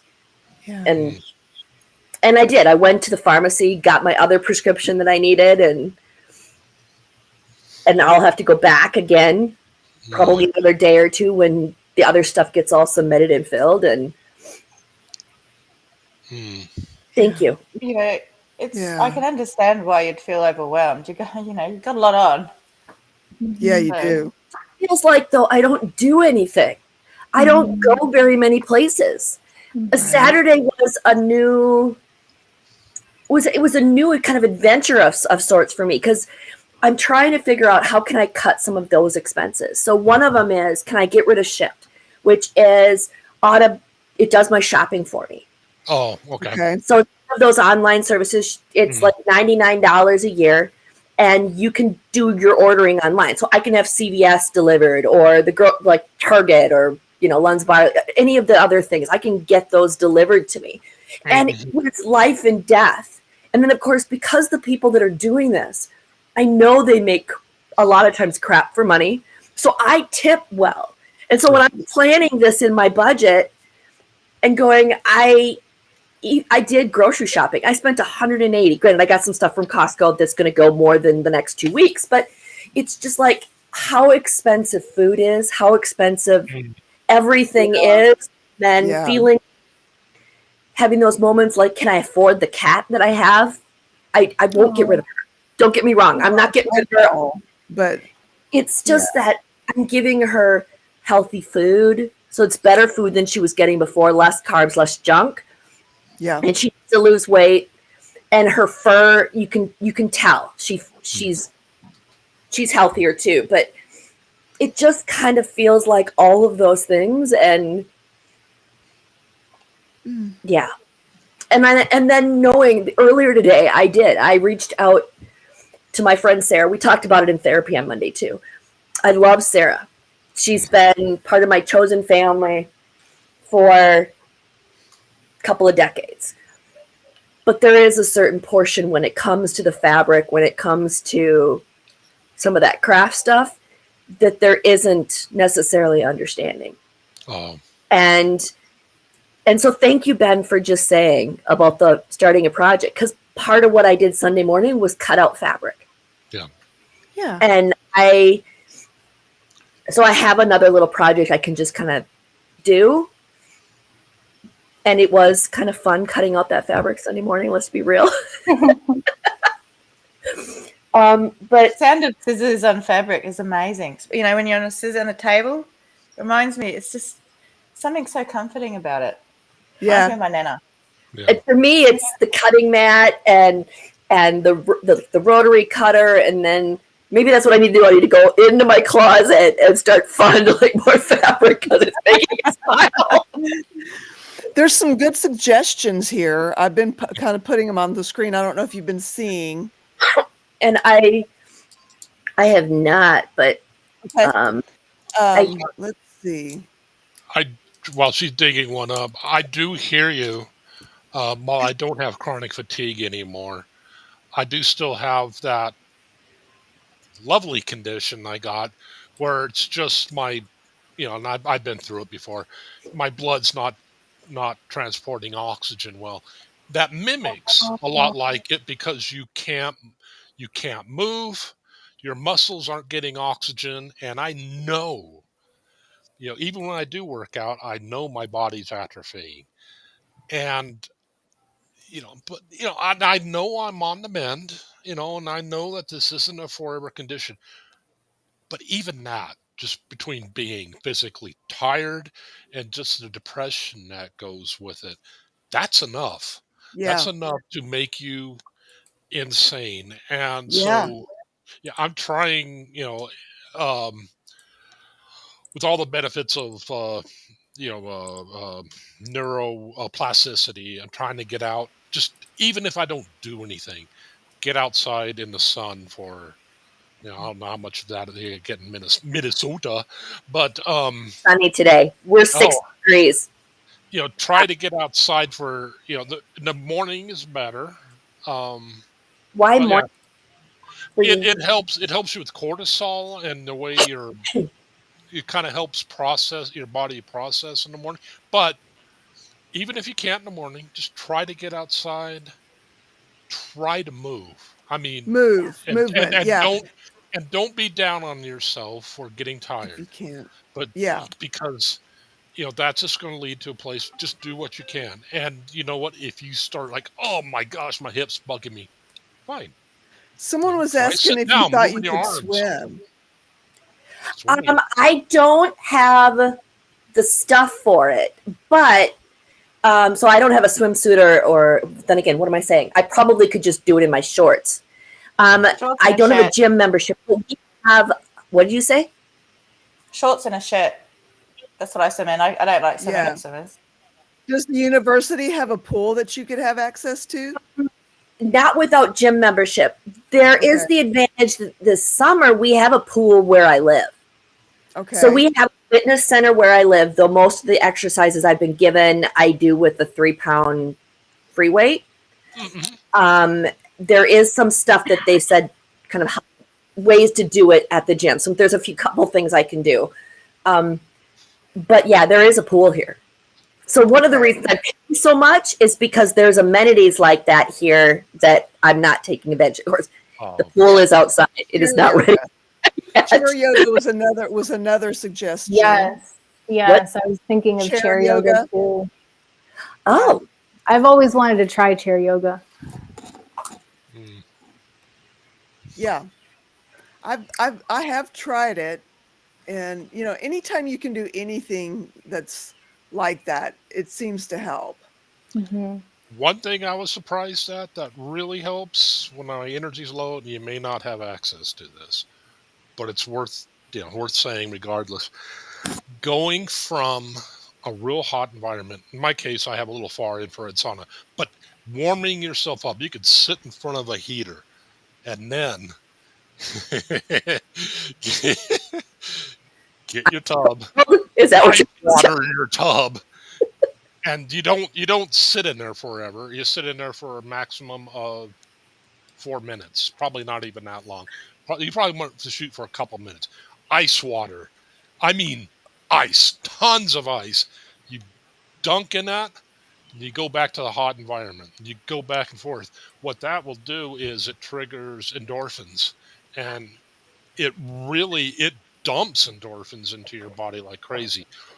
That's what these crazy Alaskans, the bear, Swedish people.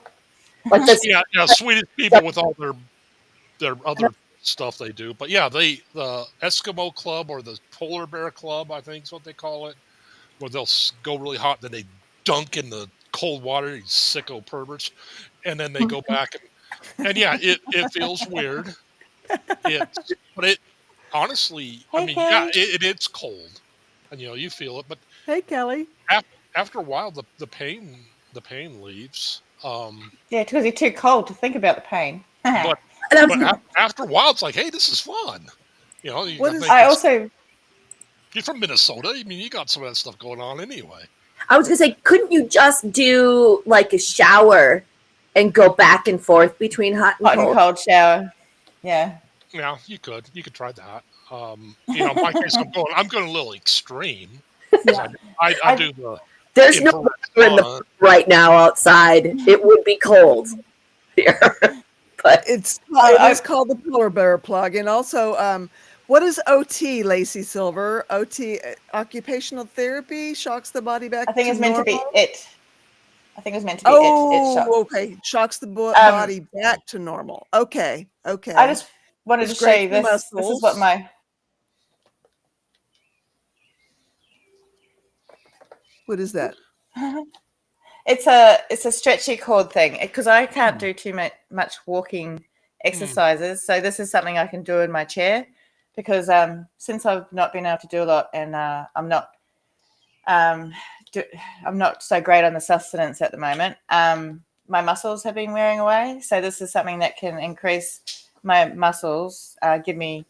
It's a way of doing chair exercises. So it's a stretchy cord, and you stick it on your foot, and you do these stretchy things. I'm not going to do it now because it looks silly, but it's really cheap. You can do it in your chair when you're working, and it does actually, because I get all these pains in my arm and stuff. So doing this exercisey thing actually helps with the aches and the pains, because since this fibromyalgia thing, everything hurts.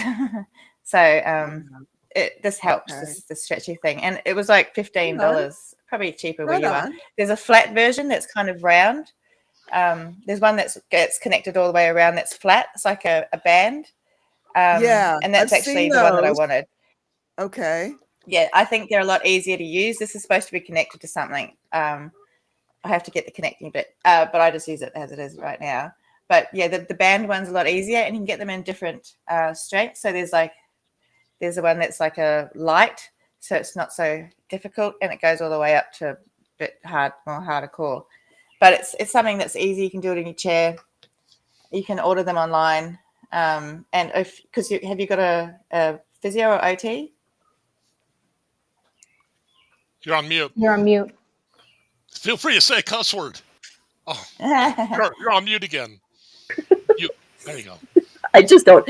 I'm sorry. I was taking a couple screenshots of what people had put in the, so I can go back to it. What was the question? OT or physical therapy? Yeah, I'm with PT at this point. Part of it is I need to set up physical therapy. So part of what I realize I need to take, and this is part of Friday, is I need to schedule the physical therapy. I need to schedule. I've got a couple more doctor's appointments that I need, that my doctor said, okay, you need to set up this and all of those things, because work gets so busy. I end up on phones. I can't do anything with it. I can't, but yeah. Well, you probably after you've had a big day, it's a lot to do anything, Right. Yeah. True. And if do what you can. Most of the appointment stuff, I can't do it online. I have to call. And so it's got to be during normal business hours. Right. And actually, right now we're looking at, it's 5:53 here Central Time. Yeah. Poor Tara's. Were you gonna say something, Tara? Yeah, I just want to say, I think your fondling fabric idea is amazing. I think it would be a really great activity to do. You could even take your fabric with you on all these other adventures that, the ones that you want to do. A stack of fabric with me. Yes. A fabric fondle fidget bag. Fondle fabric fidget bag. I love that idea of the fabric fondling because it brings you joy. It's something that made you smile. And I think even just starting there, when I start there with something that I legitimately enjoy, it makes it easier to do other things. Yeah. I think I need to do more fun stuff because a lot of times there's just no energy for fun. There's no energy sometimes to sew. I couldn't even sew a 1/4-inch seam straight line without making mistakes. And so there's certain points I can't even sew. Well, and if the physical therapist or anybody you're trying to make an appointment with, I would encourage you to try what I'm planning on trying with the DMV guy, is say, I'm Tara. And they'll like, oh, you're Tara. Oh, here, take all the money out of my wallet. Get her in the special line. This is not medical advice or mental health advice. Thank you, Ben. You're awesome. Have I told you lately how awesome you are? You always make me laugh. Mm-hmm. Not that all the rest of you are not awesome. Oh, thanks. I don't know why, but you always. Everything is awesome. Yes. Everything is cool when we're part of a team. Yes. I love the Lego movie. I like lurkers too. I tend to lurk if it's been I lurked a little bit yesterday. And then the headache was so bad, I'm just like, I can't even work. I can't have sound. So fabric boards are a wonderful tool for folks on the spectrum. Okay. And everyone else, it's fun to have that tactile experience. That's true. I made a board for a friend's son. Nice. Love that. I've never heard of that. Like it's a whole range of different fabrics and stuff, so that especially with children, they like to feel different things. So you can have smooth fabric and a fluffy fabric or crunchy one. It's just it's different textures and stuff. So you'll find me as quite on the spectrum. I'll be walking through a clothing shop and I'll touch everything. I touch everything. So, I was that parent who couldn't tell my kids to stop touching stuff because I was the one going all the way up the clothes stuff. Because if I don't like the way it feels, I'm not going to like the way I wear it. You know what I mean? Like, so I'm touching everything. And also I just like touching stuff. I like to not people. And hello, Steeras. This one says, you select all different types of fabrics and textures from sandpaper to velvet to tweed, etc. I just screenshot that. Right on. Yeah. I have a little bit of velvet, cotton velvet. Nice. I will say silk velvet is amazing, but I gave that away because I realized I was never going to sew a velvet skirt because I just was never going to do that. Okay. Because velvet is a little crazy to sew, and then wearing that and sitting on it and crushing the velvet, I realized was probably not a good idea. That was maybe not very well planned. But it's nice to have an overcoat of velvet so you can take it off when you sit down. But my favorite texture is suede. I love anything suede. So I love my leather hat. I'm like touching it. But yeah, underneath I like the feeling. I just love it because this side's all like smooth and this side's all like rough. And it also smells nice because it's leather. So. Sewing is actually a really handy skill because I've tried repairing clothes and things like that, and usually there'll be much blood drawn when I try it, followed by a masterpiece, a tapestry of obscenities, if you will. I am a master of doing that. So I do a lot of the sewing and mending, if it needs a machine, especially. For friends too. So one of my friends was over a couple weekends ago, and one of her belt loops, belt loops. Sorry, on her pants was starting to rip the jeans a little bit, and then I let's fix this. So that with the help of a little bit of an iron patch and some sewing, you wouldn't know looking at it now that there was anything. But there's no longer a hole in her jeans, and she can use that belt loop partially. It's smaller. It's a smaller belt loop now than it was, but yeah, it's like brand new pair of jeans. That's so awesome because there's nothing worse. It's like so hard for me anyways to find a good pair of jeans. So you saved her pair of jeans. That's awesome. Yes. I'll have to send you a message because I've got a cheesecloth dress that I set down a little bit too enthusiastically and it's ripped at the back. So I have to ask you how to fix it. How I can fix it. And some of them, there's iron-on patches that do it, but there's all that they physically make that are designed to look like the Japanese art of using the gold? Oh yeah, Kazuki or something like that. Patches. Wabi sabi. Yes. There's actual patches you can buy that you put on the clothes, and you could randomly put some other places intentionally so that if you can't be fixed. So some things you can't fix without it showing. Yeah. But yarn shops, yeah. I do. That's my problem. I touch the yarn at a yarn shop too. I just don't buy it all. I do that too because you know how there's ones that are really soft, they're like baby blanket ones. I pick them up and I'm like, and I have dreams of eventually baby alpaca. Oh my. Baby alpaca is wonderful. Oh my. My friend Trudy made me. I got it for Christmas and my friend Trudy knitted it up for me. Wow. That sounds amazing. It does sound amazing. Alpaca is There's nice. also bamboo wool. I like The bamboo alpaca, wool's but it really makes me smell like an alpaca shirt. Like my armpits start stinking, but the merino wool doesn't stink. So I like the merino wool. Hey, go use what works for you. Yes. Bamboo, actually, my batting that I like the most is a combo of bamboo, rayon, silk, and tencel, I think. Okay. It doesn't stink as much as cotton or cotton poly. So I do have, I do fondle that too sometimes because it feels I just think that's such a great idea. I love that for you right now. I have cuddle fabric in the closet. Leftover bits from a project. And I don't know if you know what cuddle fabric is. It's like that really plush, like stuffed animals are made out of it. Mm. Oh, yeah. Oh, yeah. Well, I have to go because it's 9 o'clock here and it's Anzac Day in Australia. And we've been going for over 2 hours, y'all. I don't know if you knew that or not. Time flies. So it's Anzac Day here in Australia. It's the day that we recognise Australian and New Zealand soldiers. Okay. I'm not sure if it's got something to do with Gallipoli. I hope not because we lost that. So, but yeah. So I'll just love you and leave you and see you tomorrow. You too. Good to see Have you, a good day. Love you. Love you too.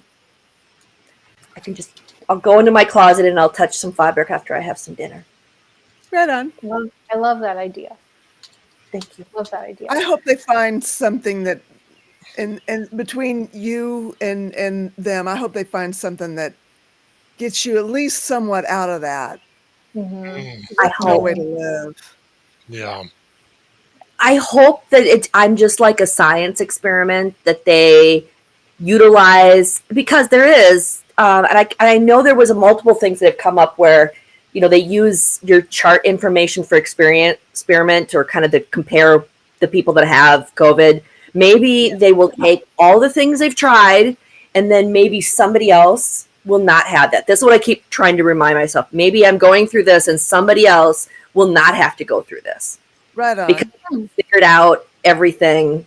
It just makes me really wish that they had been able, that I had gotten Paxlovid or because I went into the hospital and I wasn't given the antivirals. So apparently you got Paxlovid and there's another med in combination, you're less likely to get long COVID. But neither one of those were things I was given at the time. And I've not gotten it at the time. And did they have those things at the time? They did, but Paxlovid was one that they were in short supply. And so I didn't appear to be a high risk person at the time other than the allergies and I was a little overweight. So I never got it.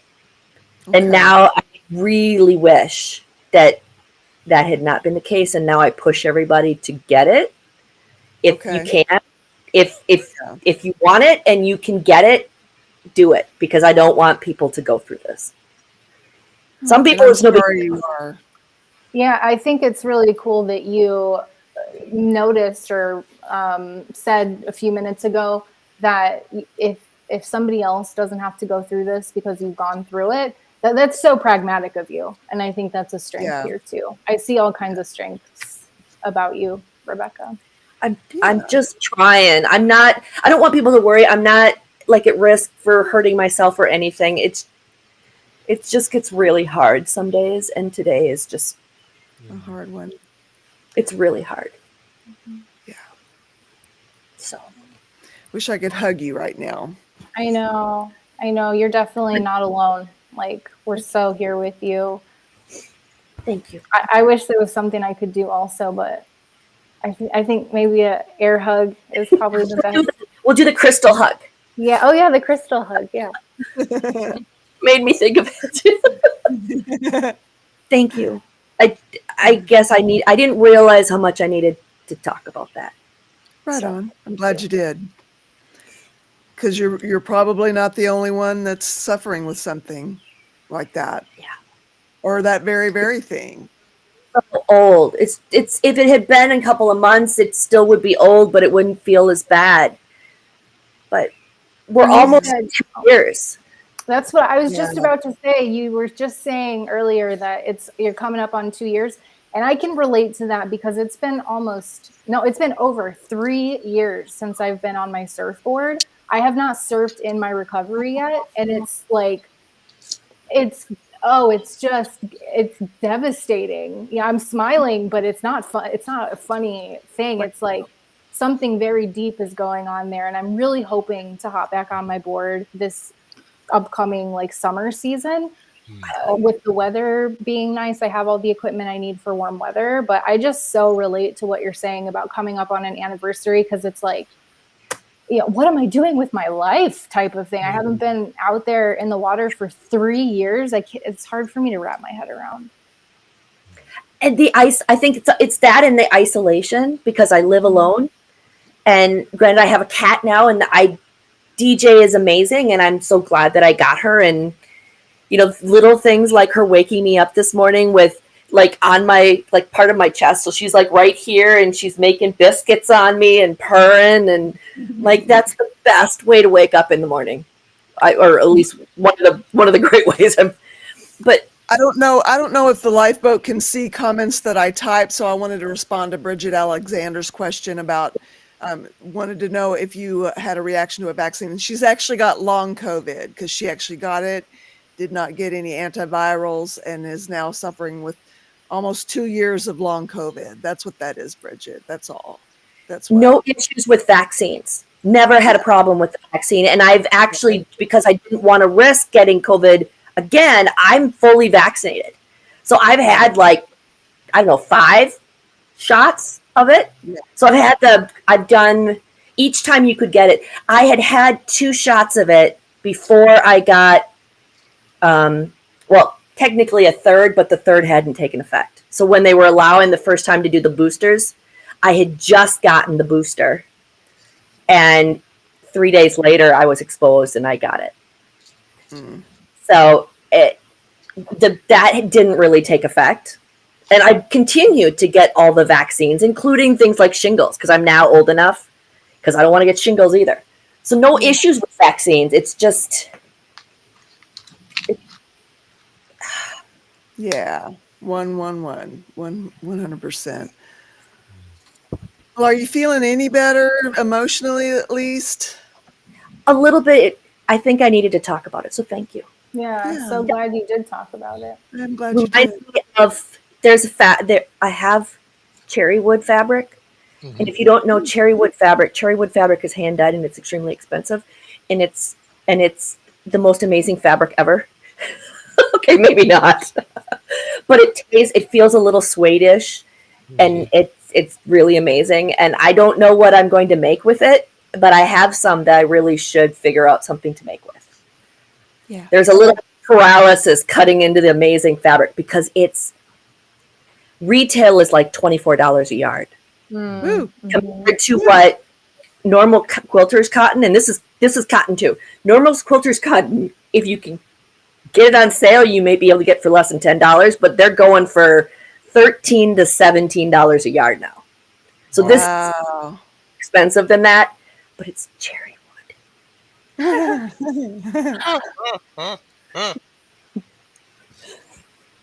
That's awesome. I have something called Lagoon, greens and blues, and I have to figure out what to do with it. It's amazing fabric. I love greens and blues together. I definitely want to know what you do with it. Yeah. I have a gray, black, and red as well. And maybe I'll grab that one instead, because that one is less my favorite than the blues and greens, because I love blue. So maybe I'll do the greens, reds, and black, because if I mess that one up, I'll feel less bad about it and put it away. Good idea. Give it to somebody who will love it. But that's what I'll do tonight. I'll look at quilt patterns. There you go. There you go. Take your mind off it at least. Yeah. Thank you. And quilt patterns doesn't require a lot of brain. Right on. Or any energy. Just the interwebs. Uh-huh. Thank you. Thank you both. And with that, I'm so looking forward, Rebecca, to hearing how that goes for you. And I'm going to roll out. My bladder can't take anymore. Sorry if that was TMI. But I will see you all soon. Lots of love. Love. Love. Yes. Love, hugs, and support to all of you, including the people in the comments. Yes. I'm gonna go figure out food. Okay. It'll be reheating something. Yeah. Yeah. Fine. Yeah. Gotta eat. I do. Or I could do PB&J. There you go. Yum. Have you ever toasted a PB&J? No. Try it. You'll never go back. You'll never go back. Stick a PB&J. Do you have a toaster oven? No. I'd have to do it in the oven. Okay. You know what? I'm not going to worry about it. It just seems like work. But a PBJ does seem easy. I think that's what we'll do. I don't have to even cook. I don't even have to put something in the microwave. Yeah. Tastes good for you. Well, good night. Thank you all. Good night. Yeah.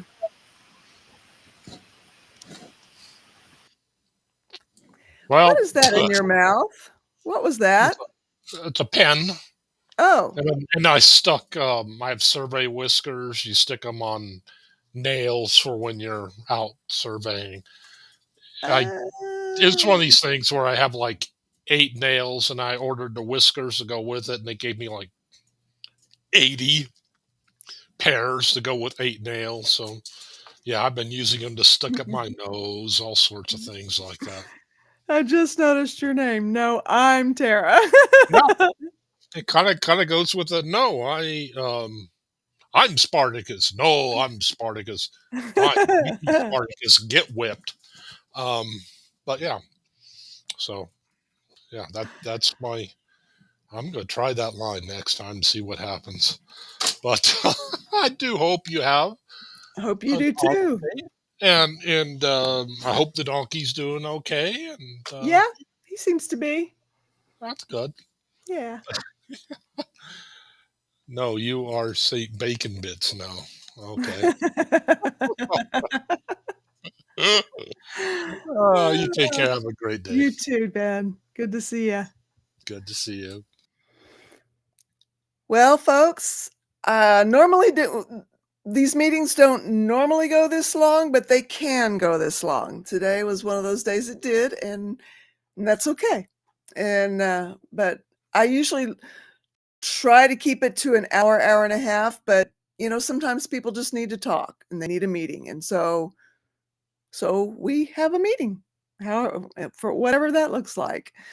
Thank you so much for being here. Thank you, Lifeboat crew. Love you guys. Love you needing a meeting, folks. You guys are awesome. You make a wonderful community to be part of. And I hope to see you again next meeting. Let me get my outro queued up here. Live long and prosper. And peace, y'all.